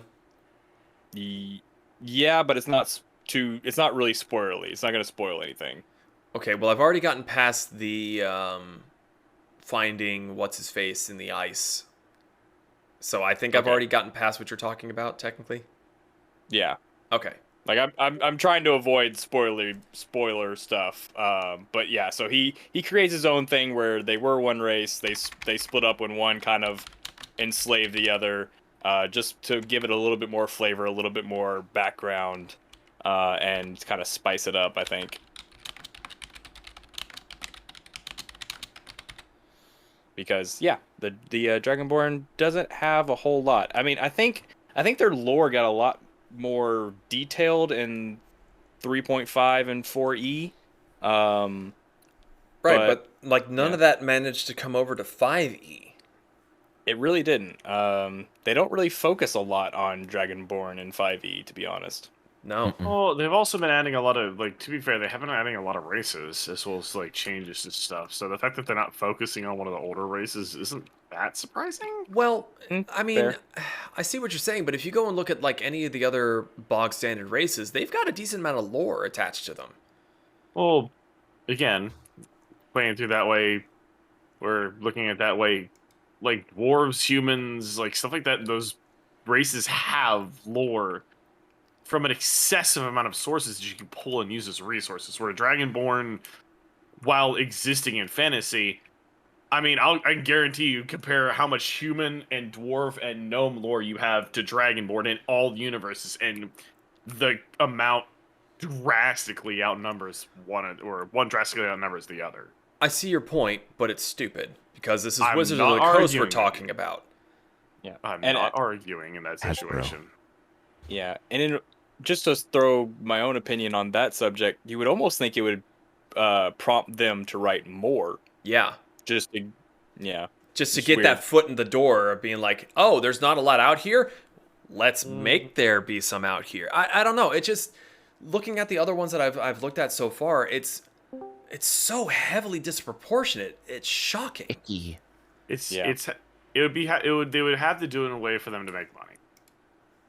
Fair. I'm going to say that now. If it's not going to be, I like, guess. they yeah. are a company. If it is not out there to make a profit, they're going to have to either, be out of stuff that they're currently working on to make money, or be like, hey, we'll re-release this book that has to do with Dragonborns. It gives them a bunch, or Dragonborn and Lizardmen, and give them a bunch more rules or whatever. But would it be cool if there was more? But like, that's just unfortunate. That's the way that. But here's the thing, though. Like, you look at the Kobold lore that we went over on the first Whiskey Wednesdays. They touched on more lore with the Dragonborn than the Dragonborn lore did.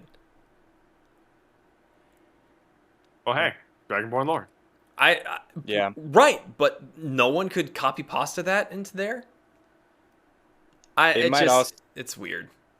Yeah, to kind of to kind of see it from where Zach's coming from, they might also be expecting people to just take what's already written in the 3.5 and 4e books. Because like, it's already written down somewhere. We don't need to rehash it again.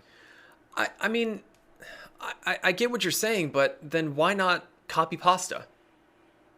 Sure. Like, if the lore's fine, why not just copy and paste that into the little lore section of the Dragonborn in 5th edition? No. Kayla, Well- which would you choose, Dragonborn or Lizardfolk? Oh, I don't know. You're late. I'm not late. I was working. Ooh. Well, Kayla, since you're finally here, I have in big bold letters on my sheet for Kayla to discuss. On a scale of 1 to gay, how many tieflings do you play? Wait, what?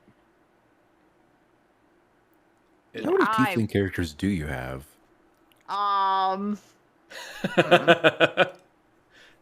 D&D Beyond.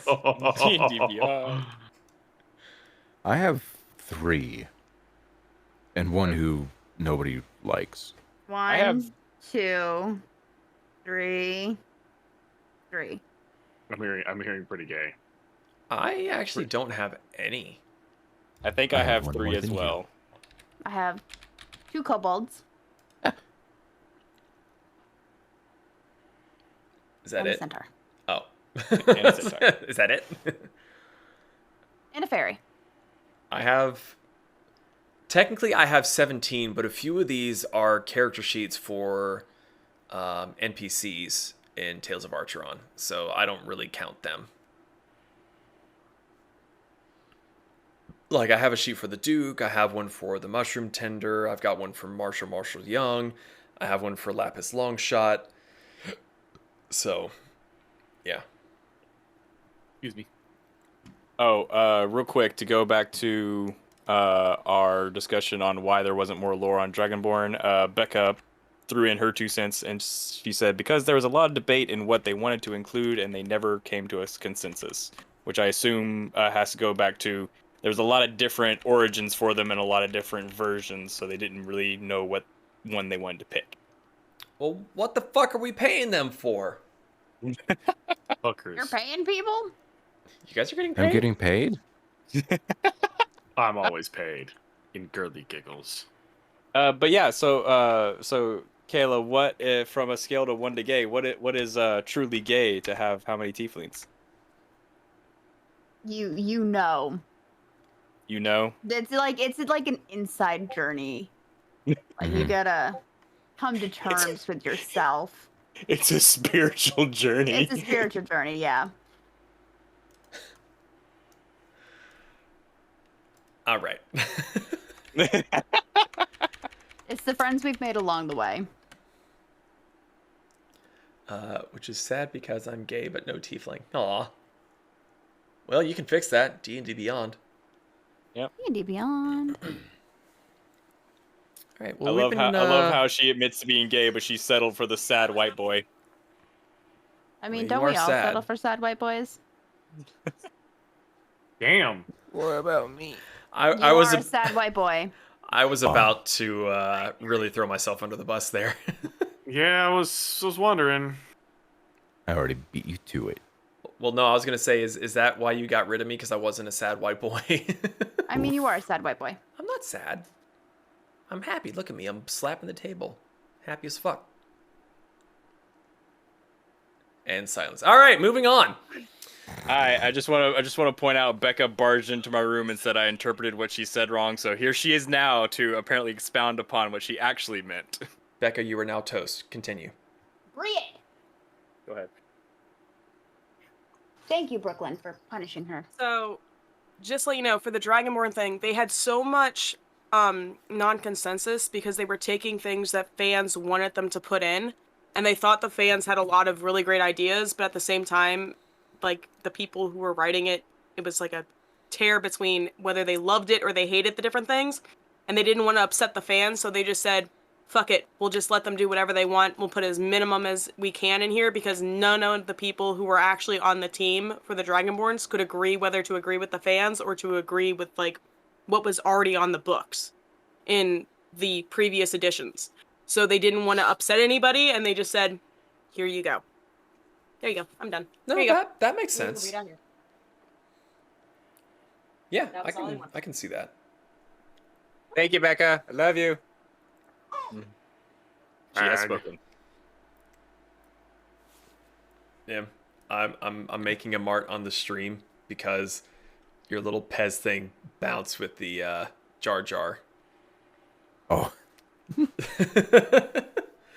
Well, we've been going for almost 2 hours. How are we feeling? Do Yeah, we want to? that doesn't matter. How's your drink?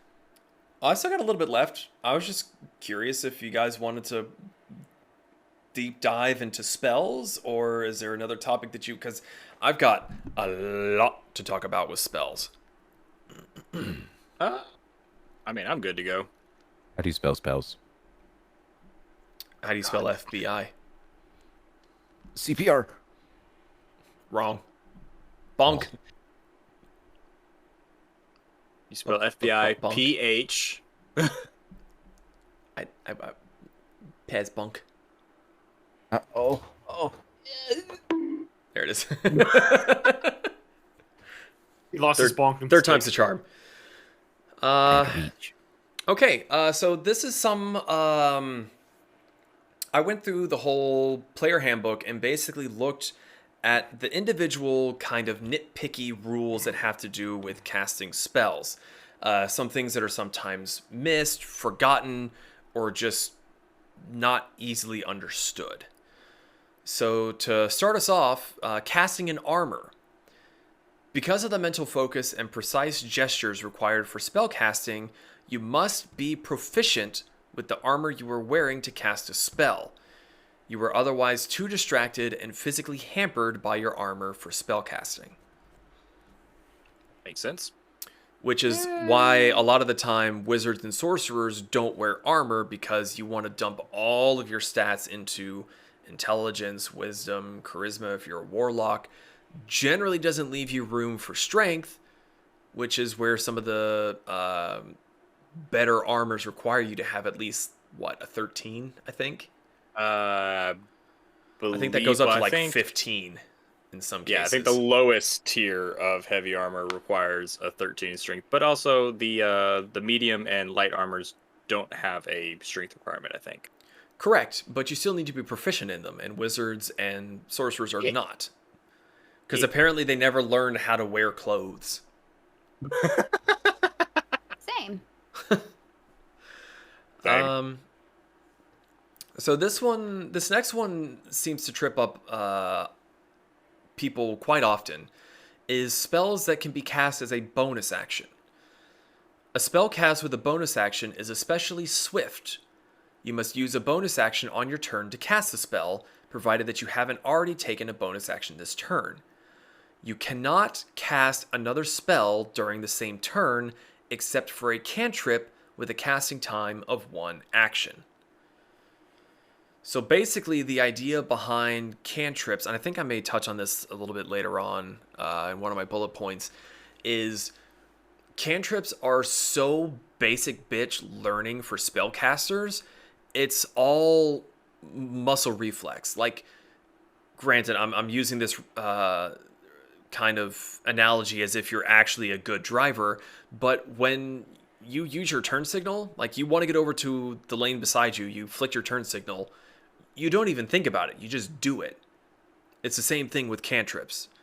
You don't think about taking each individual step up a flight of stairs. You just do it. Yeah. Yeah. Yeah. Yeah. Okay. Yeah. You guys are great conversationalists tonight. I mean, You're we're just welcome. spitting facts right now. Yep.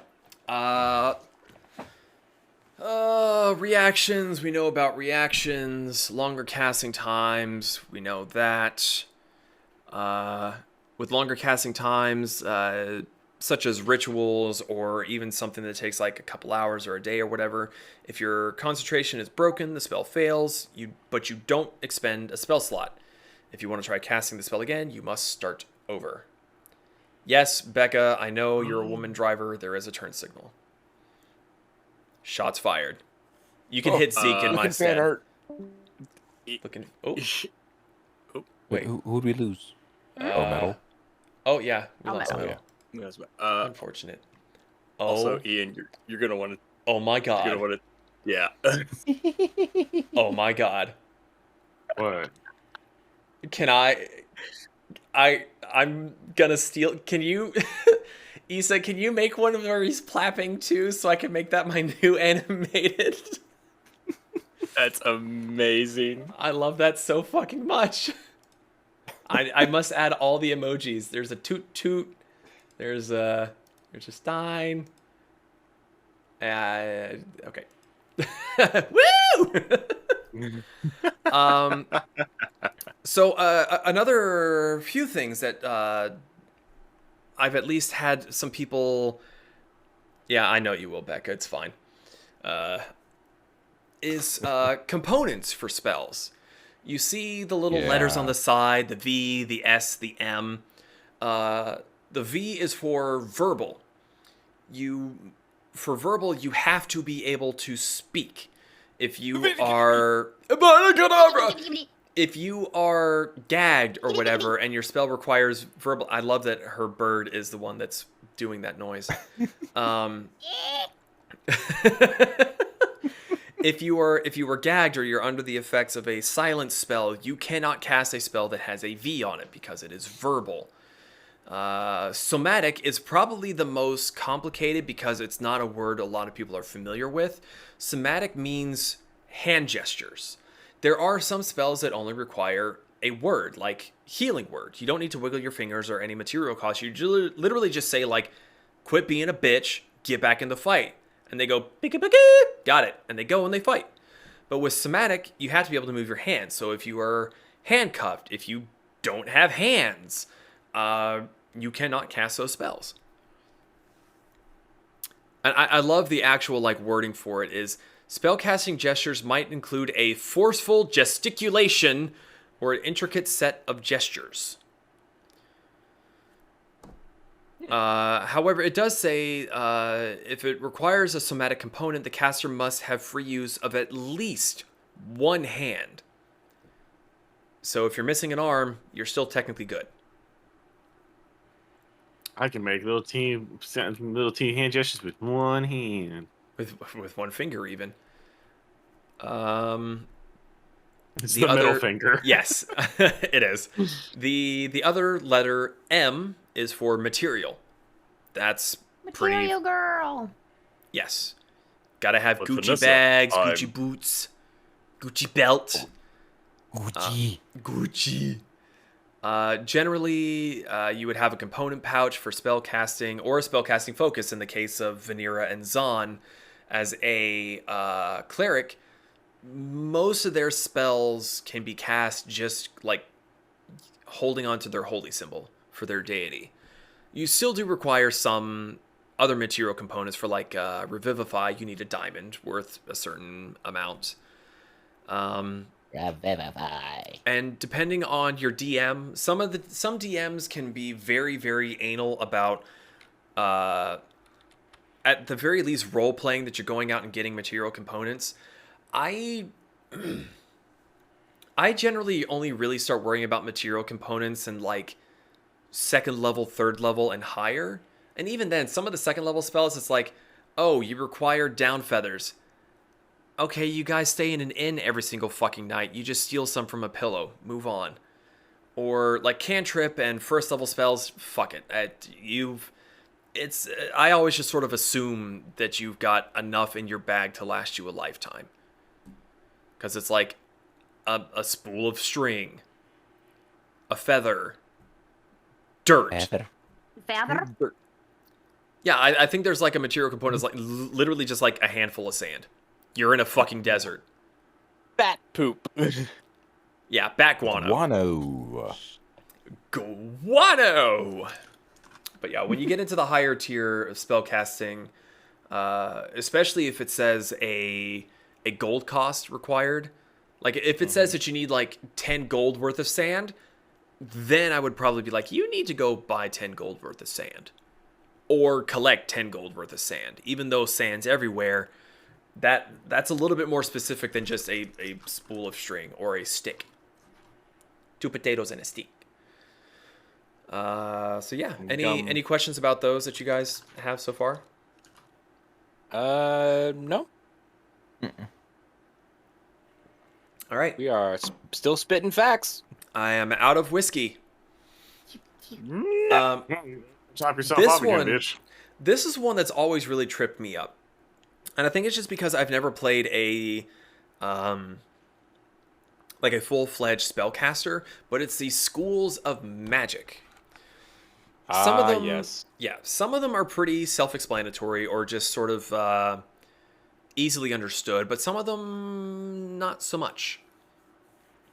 So I'm just gonna go down the list alphabetically. We've got Abjuration. They are spells that are protective in nature.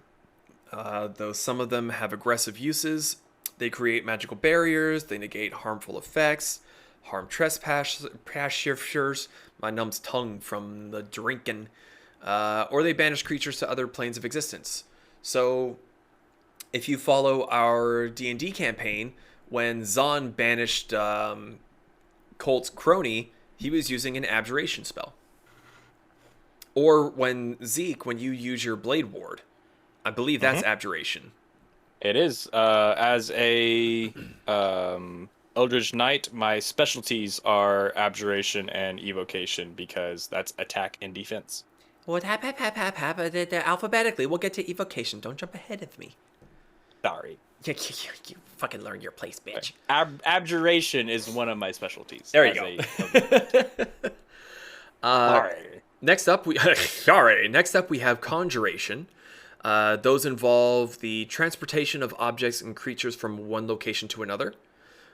Some spells summon creatures or objects to the caster's side, whereas others allow the caster to teleport to another location. Some conjurations create objects or effects out of nothing. Yeah. Sorry, I'm waiting for D&D Beyond to load up. So, for example, Mage Hand is Conjuration, Produce Flame, Entangle. I think Entangle's a druid spell. Isn't that the one that Kelpie used to use a lot? No? It is a druid spell though, Entangle. A What's few one other I'm classes thinking of? get it though. Binding Roots? I can't remember. Anyway, scooching on from them, Divination. These spells reveal information, whether in the form of secrets long forgotten, glimpses of the future, locations of hidden things, the truth behind illusions, or visions of distant people or places. It's a lot of scrying. Let me pull up Divination shit here real quick. Game rules, Divination. I'm just going to open up all these pages so I'm not stalling for time later on. So for Divination, you've got Guidance, which lets people take an extra D4 to their ability check of their choice. You've got Comprehend Languages. You've got Tongues, which I think, Zahn, you've used a few times when you were like eavesdropping on the Tabaxi in Alwarf. You're trying to use that one. Yes. You've also got Yes. Commune, which I don't think no one has that yet I because haven't. you're not 5th level. But yeah, there's also some later on ones. Legend Lore's pretty good. Wait, what level are we? You are You're 8. level 8. So we should have that, right? 5th level spells? Depends on your class. No. We only have- Oh, 5th level spell. Oh. Yeah, a Yeah, 5th you level just said spell. fifth Like, staying levels. level 5. Yeah, sorry. My bad for assuming that was understood. Enchantment spells, moving right along. They affect the minds of others, influencing or controlling their behavior. We've seen quite a few instances of this with Hold Person. Command. And Command. That was the other one. A lot of charming, a lot of just making people your bitch, making them do whatever you want them to do. What's some other good ones here? Yeah, Charm Person, Hex, Hideous Laughter, Sleep. There's a bunch of stuff you can do here. Friends. Friends, Friends, I yeah. believe. You don't have any. Wow.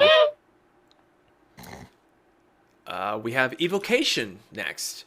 These spells manipulate magical energy to produce a desired effect. Some call up blasts of fire or lightning, others channel positive energy to heal wounds.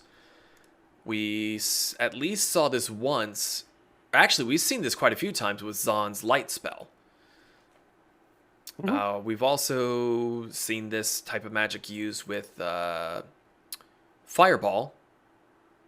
Kif used that quite a bit Fireball. during the Mushroom Tender fight. Zahn also uses Shatter very often. That's Evocation. And even Vanera used Evocation when she cast Daylight versus the Mushroom Tender. Kasumi and Brick often use Chromatic Orb. That too. First level spell. So you guys blind me whenever you do daylight. It hurts. I'm just waiting for Kasumi to realize that there's another element other than acid that Chromatic Orb can use. He's used fire. Yeah, like once.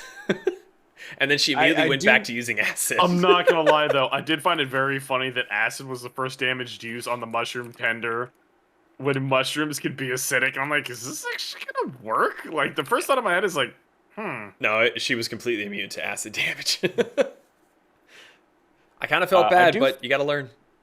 Yeah, I do find it interesting that Evocation, which is traditionally in most forms of fantasy, like your elemental damage, is also the classification that healing spells fall under in 5e. Yeah. I think in past editions, healing spells actually fell under necromancy. I mean, it makes sense. wait, what? No, that doesn't. Well, yeah, in a weird sort of way, you're kind of reviving damaged cells. So you're kind of taking dead cells and being like, nah, go back. I From all of the type of healing and everything that existed in all of the other universes, the way that I view healing is so far from necromancy that I would never be able to make that connection. Personally, I would categorize healing spells closer to divination because it's usually considered with like a good deity. Or you could, you might be putting it in abjuration. Maybe. Yeah, I can see that. Yeah, so just out of curiosity, I looked back at one of the older D&Ds. This one's specifically 3.5. Almost all healing spells fall under either necromancy or conjuration. Conjuration? Conjuration, I can see. Yeah, How? weirdly. How can you see? Conjuration is literally about summoning shit. It's just what it says. Depends on how the I healing don't spell know. works. If it's like, how are you healing them? Like a lot of games, healing is like you use holy or light to heal people, so you're summoning light to. Okay, so I'm gonna skip ahead. I'm gonna skip over illusion for the moment since we're talking about necromancy being a healing thing so much. The first line of the description is what makes healing magic make sense for necromancy. Necromancy spells manipulate the energies of life and death. And if you think about it, necromancers are actually like the best healers ever. They take a dead thing and they make it stand up. That is stretching the definition of healing, even to a level in which I don't think Zahn could try to convince people. Oh, I believe Zahn could convince someone that necromancy. I'm not saying that I couldn't. Well, I think even one of the main cleric spells that you get early on for helping people not die, Spare the Dying. I think that technically falls under necromancy. Doesn't it? I believe you're right. Yeah, it's necromancy. Spare the Dying is necromancy. I believe you guys are stupid. Hey, look, man, rules are rules. I'm just gonna continue on with necromancy since we're touching on it already. So such spells of the necromantic origin can grant an extra reserve of life force. They can drain the life energy from another creature, create the undead, or even bring the dead back to life. Creating the undead through the use of necromancy spells such as Animate Dead is not a good act, and only evil casters use such spells frequently. Debatable. Frequently is the word. But yeah, I mean, Spare the Dying is a good spell. Inflict Wounds is not a good spell. But it is a strong fucking spell. Yeah. What is the one that I have as Storm Strike? Necromantic Touch? What? That's probably Inflict Wounds. What? No. Hold on. You said Shatter? No, Storm Strike. Storm Strike is a spell that deals like necrotic damage that I repurpose to lightning. Oh, that might be Blight. No, it's not Blight. Hang on. It might be. I think it's actually Inflict Wounds. I think you're right. There's Zahn. Spells. What did you name it? To Storm Strike? Yeah, it's Storm Strike.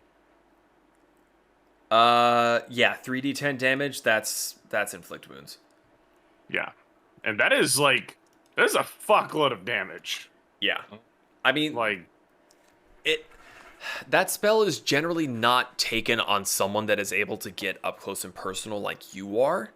So that's why it is so strong, because you are taking a huge fucking risk as a historically squishy character of getting into something's face and going boop, and hoping that you hit, and you didn't just run across the battlefield up to this giant monster and fail. You are great for it because you have amazing armor with the heavy armor that you've got and all of your other defensive abilities. So you're a little bit more inclined of being able to use that than someone else.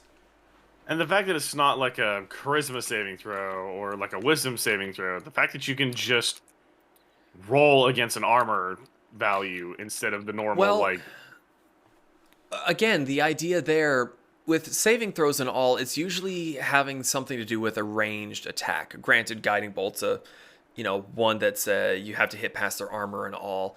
But if you're using like Ray of Frost or whatever, it takes you a second to cast that spell, and they see it and they have a chance to dodge or at least mitigate some of the damage.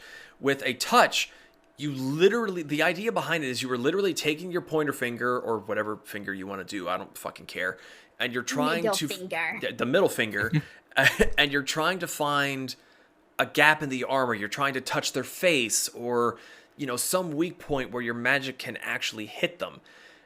And all of this is happening in 6 seconds as you're sprinting up to them, and they're parrying other blows and all, and they're, you know, smacking your hand out of the way.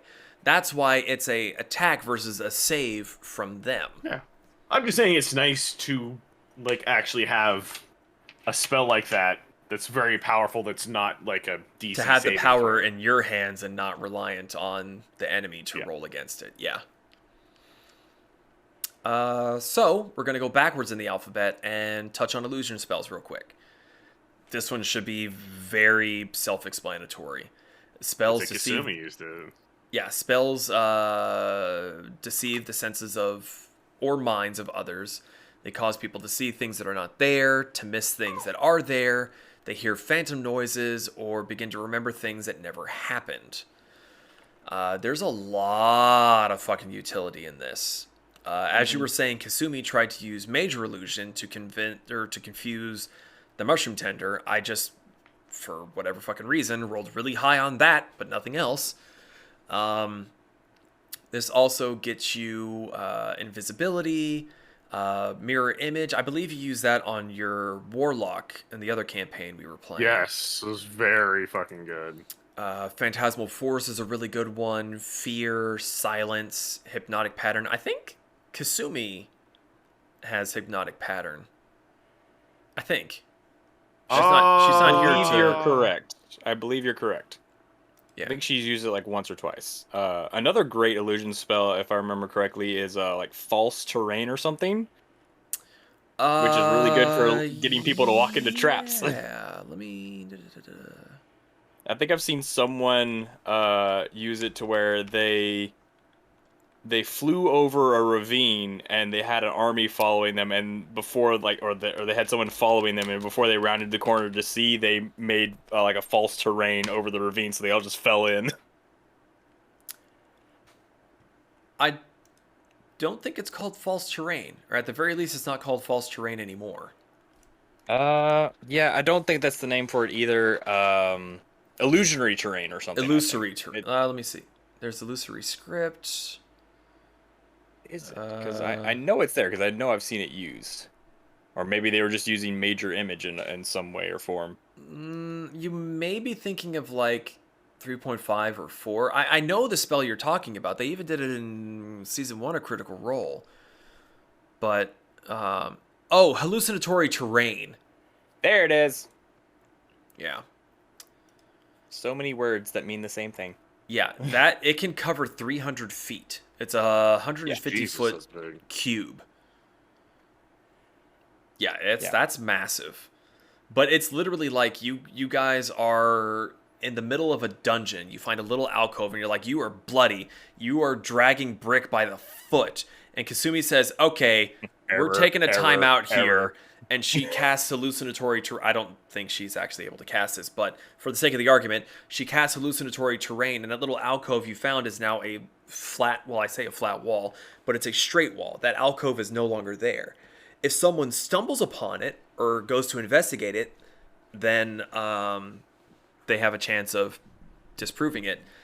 Let's see. So the tactile characteristics of the terrain are unchanged. So creatures entering the area are likely to see through the illusion. The difference isn't obvious by touch. A creature carefully examining the illusion can attempt an intelligence check against your spell to disbelieve it. A creature who discerns the illusion for what it is sees it as a vague image superimposed on the terrain. Oh, the material components are a twig, a stone, and a bit of green plant. It's a 4th level, but unfortunately we don't have anyone in our current group who can cast it because it's a Bard, Druid, Warlock, Wizard spell. Yep. Unfortunate. I guess at a very late level, I could take it, but that would be not useful all the time for what I use it for. Yeah, you would have to be like, okay, we're gonna go do this, and we're probably gonna need that brick. Take the spell. Roger. Okay. So the last school of spells is transmutation. These spells change the properties of a creature, object, or environment. They might turn an enemy into a harmless creature, polymorph. Or if you're in Critical Role Season 2, you turn them into a giant snapping turtle and they just bite you anyway. You can bolster the strength of an ally, make an object move at the caster's command, or enhance a creature's innate healing abilities to rapidly recover from injury. These ones are usually pretty straightforward. You know, control flames, prestidigitation. Message is an interesting one on there. I mean, I guess it is. Message is a transmutation spell? It is. I mean, if you Huh. technically think about it, you were transmuting your brain. Ah, it's plapping. Interesting. Shape water is one. Taumaturgy is transmutation. I think Taumaturgy. taumaturgy. Taumaturgy. I think transmutation has the most amount of cantrips. Interesting. I mean, just from what I've looked at before, I've actually had to scroll down to reach the end of cantrips before I start seeing first level spells. Yeah. Let's see. Longstrider's one. Bark Skin, Alter Self, Dark Vision, Heat Metal, Kinetic Jaunt, Levitate. Heat Metal, can I just say, is one of my favorite druid spells that you get early on because it is very Heat versatile. Metal? Yeah, it's very versatile, and if you use it correctly, very annoying for anyone who has to deal with it. So Zach, I'm Heat Metal. Choose a manufactured metal object, such as a metal weapon or a suit of heavy or medium metal armor that you can see within range. It's a 60-foot range. You cause the object to glow red hot. Any creature in physical contact with the object takes 2d8 fire damage when you cast the spell. Until the spell ends, you can use a bonus action on each of your subsequent turns to continue to cause this damage. If a creature is holding or wearing the object and takes the damage from it, the creature must succeed on a Constitution saving throw or drop the object if it can. If it doesn't drop the object, it has disadvantage on attack rolls and ability checks until the start of your next turn. So you could literally look at an enemy, say, hey, his armor is now red hot.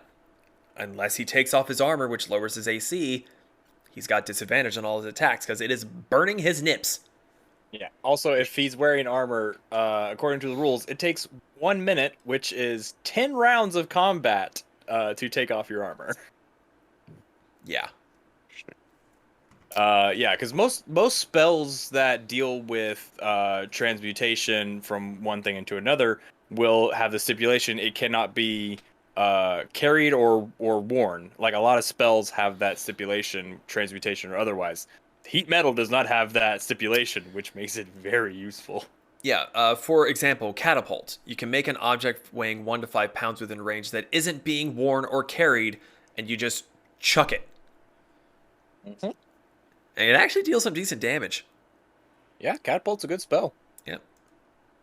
If you can dodge a wrench. Another spell from Campaign 2 of Critical Role is Earthen Hand, I believe. Earthen Grasp. Makes a big stone hand come out of the ground and just smack you. Yeah. Get bitch slapped. Was that... Did they also... They What's the reskinned stone pillar one? Is Stone that... Pillar. Oh, yes. I remember which one you're talking about. Not stone shape, because Keyleth used that Erupting as Earth? well. No, I don't think might it's be- Erupting Earth. Erupting Earth just basically makes the ground explode. The spell I'm thinking of is you make a bunch of pillars come out of the ground, Yes, or out of the wall. I don't know if that may not be transmutation. Hold on, Bones of the Earth. is that what it's called? That is what it's called, sir. Causes 6 pillars of stone to burst from places on the ground that you see within range. Well, there you go. Okay. That covers the schools of magic. I'm gonna touch a little bit on durations because some of these, especially concentration, can be a little bit confusing to people, and it's something that I fail to remember all the fucking time when either taking damage or dealing damage to a player that is concentrating. So, for concentration spells, if a spell must be maintained with concentration, it says so in it. You can end the concentration at any time, no action required. I do believe it needs to be on your turn, though. I don't think you could just be in the middle of Pez's turn and Vanir goes, I want to cancel my concentration. Doesn't work like that. Why not? Because I'm the DM and I say so. Oh. Normal activities such as moving and attacking does not interfere with concentration. The following factors can break concentration: casting another spell that requires concentration, taking damage, or obviously being incapacitated or killed. So, for example, if Vanira is focusing on Sanctuary, for example, she can still cast Sacred Flame or Spiritual Weapon, because none of those are concentration spells. There could also be environmental issues that would prompt me, the DM, to say, make a concentration check. You could be on a ship that's being tossed around. You could trip and fall. You could be teleported somewhere else. Even if it's just a few feet away, the disorientation could be enough to make you lose concentration. And the Someone way... could show you their butt. Yes, or chesticles.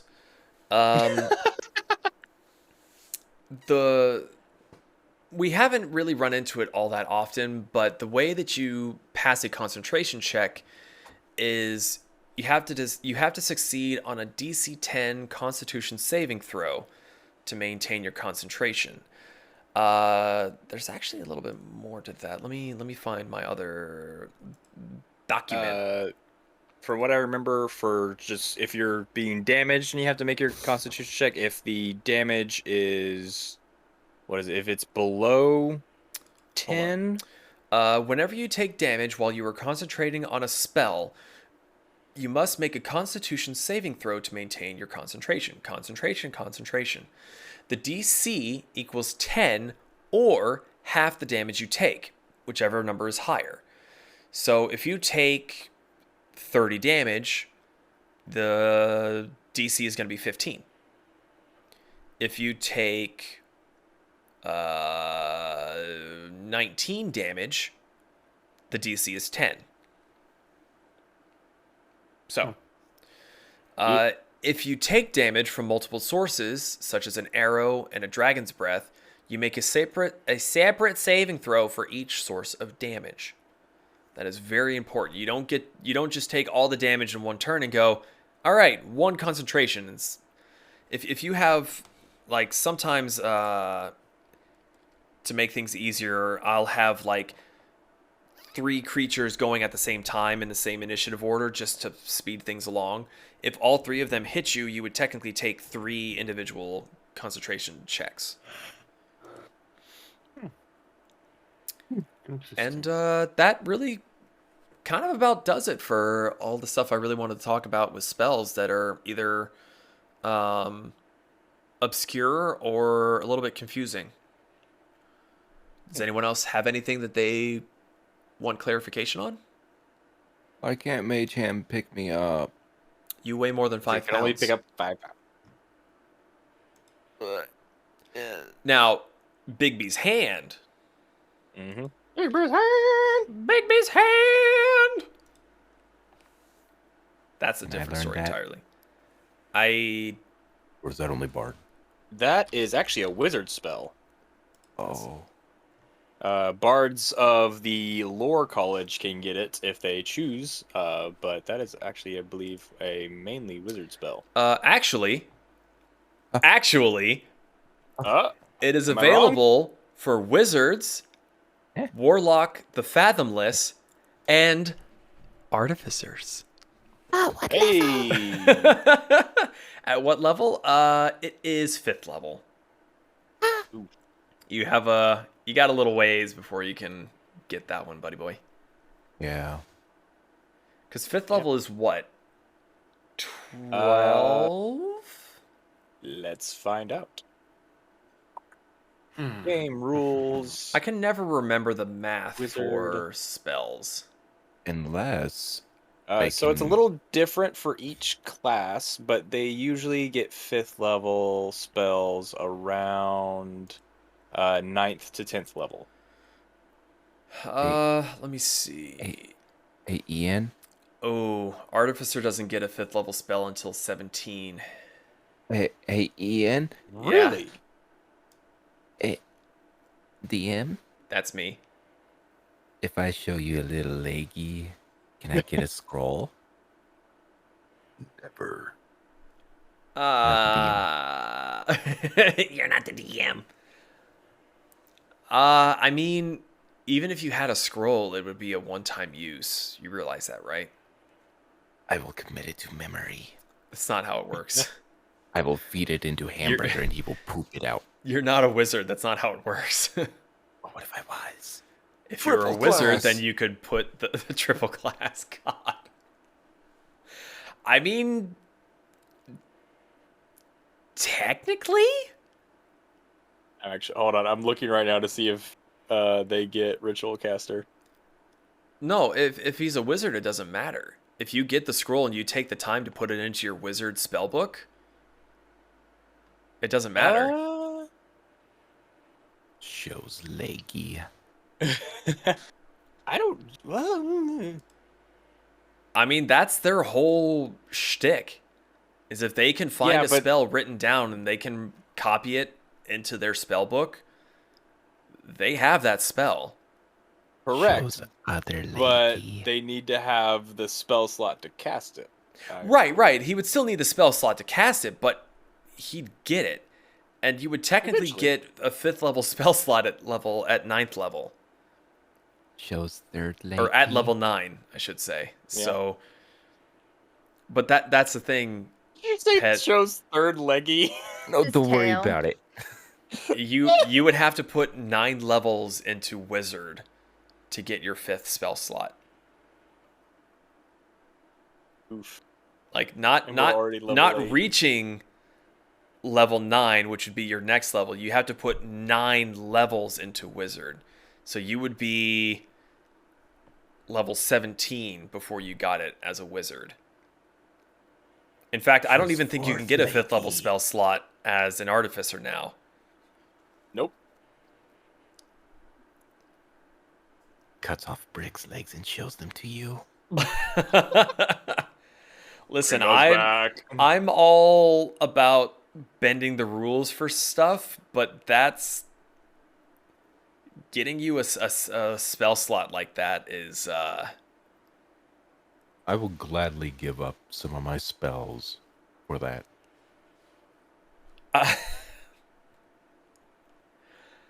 Okay, you didn't have to say it. yeah, Becca went there.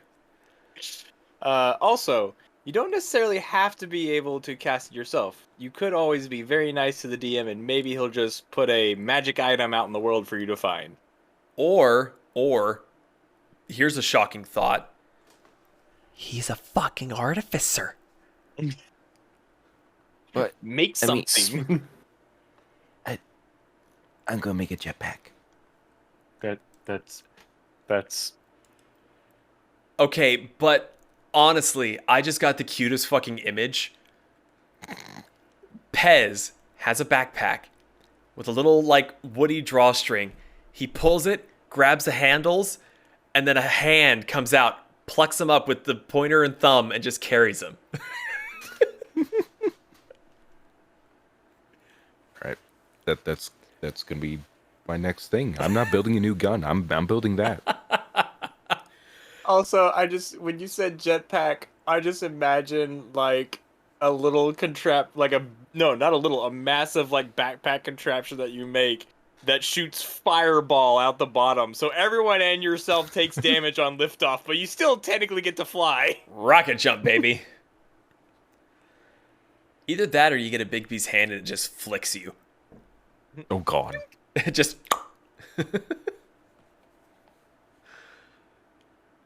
Oh, I would also stipulate that you use the end of your tail like Hiss in Robin Hood and just... That was going to be my other suggestion. Oh, man. Well, that pretty much taps me out on topics, and I am officially out of whiskey from mine glass. Oh, yeah. So, unless anybody has anything else they want to talk about, we can wrap this stream up. Yeah, I did think of another topic, but I'm going to save it for next time. I already posted it in the chat for suggestions. I've already added it to my list. Yeah. I like Kasumi's one that she posted. What did she post? And what is it? Least favorite class or something like that? That was Yeah, Z. that's the one I posted. Was it? I thought it was Kirsten. She commented on it. Ah. Hey, if We'll you talk look about in that the stream chat, I just posted a link to the doodle. What is that? What's the doodle? Oh, the doodle? The doodle of questionable quality is a service provided by Vanera, the pink little bird on the screen right now. For $10, you not only support us in keeping the stream and the podcast alive and well, but you also get a doodle of questionable quality. You can see the doodles that we currently have. Ooh, pardon. In the intro, be right back, and thanks for watching screen that you will probably be seeing here very shortly. And Ian say he can have the hand if he sings the Reading Rainbow song as he uses it. I could do that. Butterfly in the sky. Butterfly in my house. I need to go find my mouse. Hey, we also have a Discord. Y'all should join it. Or Yes. else. And our Discord is not just for D&D. We have other channels for playing different games. We do Deep Rock, Destiny, Minecraft throughout the week. Anyone and everyone is welcome to join. And even if you want to pop in and just lurk, you don't want to talk, you just want to listen to us as we're playing and being overall idiots, that's perfectly fine too. We welcome We're great you. with creepers. I mean, speaking of creepers, last night was a hoot in Minecraft. Y'all should Last have night been there. was 'cause we so were fucking dying. funny. We found enchantments. I shot Pez like 100 times. He somehow put boots on his head that makes him run and jump faster and farther than anyone else. I have little horns. Amazing. Okay. Well, with that being said, I believe that we have reached the end of Whiskey Wednesday's episode 2. And as the chat is currently showing, if you have any suggestions, anything you want us to discuss, delve deeper into, we have a chat in the D&D text channels where you can submit your suggestions for a future topic. For the moment, it looks like next week we may be talking about the Yuan Ti and our least favorite classes and why. So, Probably an interesting one. yep. Let the And I'm hate sure that flow. I'll probably end up coming up with another topic or two that we can discuss, just to sort of pad out the time a little bit. Otherwise, we're going to be sitting here quietly while I drink myself into a stupor. But yeah, anyone else got anything they want to talk about? Oh, we will be having our 30-second session of Tales of Archeron this Friday in 2 days. So join us for that. You cannot spawn hamburger. I don't have stream avatars open. Stop it. So join us for that. That will be 7 p.m. Central. I'm excited for that one. We may potentially be finally living the Untamed West. Living the Untamed West. Wait, I'm We confused. are the Untamed West, and we are alive. Yes. What he meant to say was leaving He's drunk. He had a bottle of whiskey. I was very confused for a moment. What?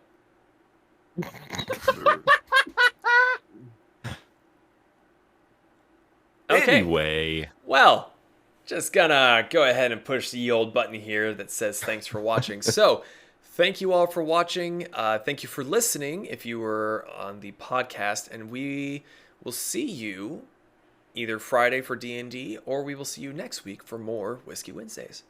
Good night, everybody. We're done. Bye. Love y'all. Have a good night. These stars. Appreciate you.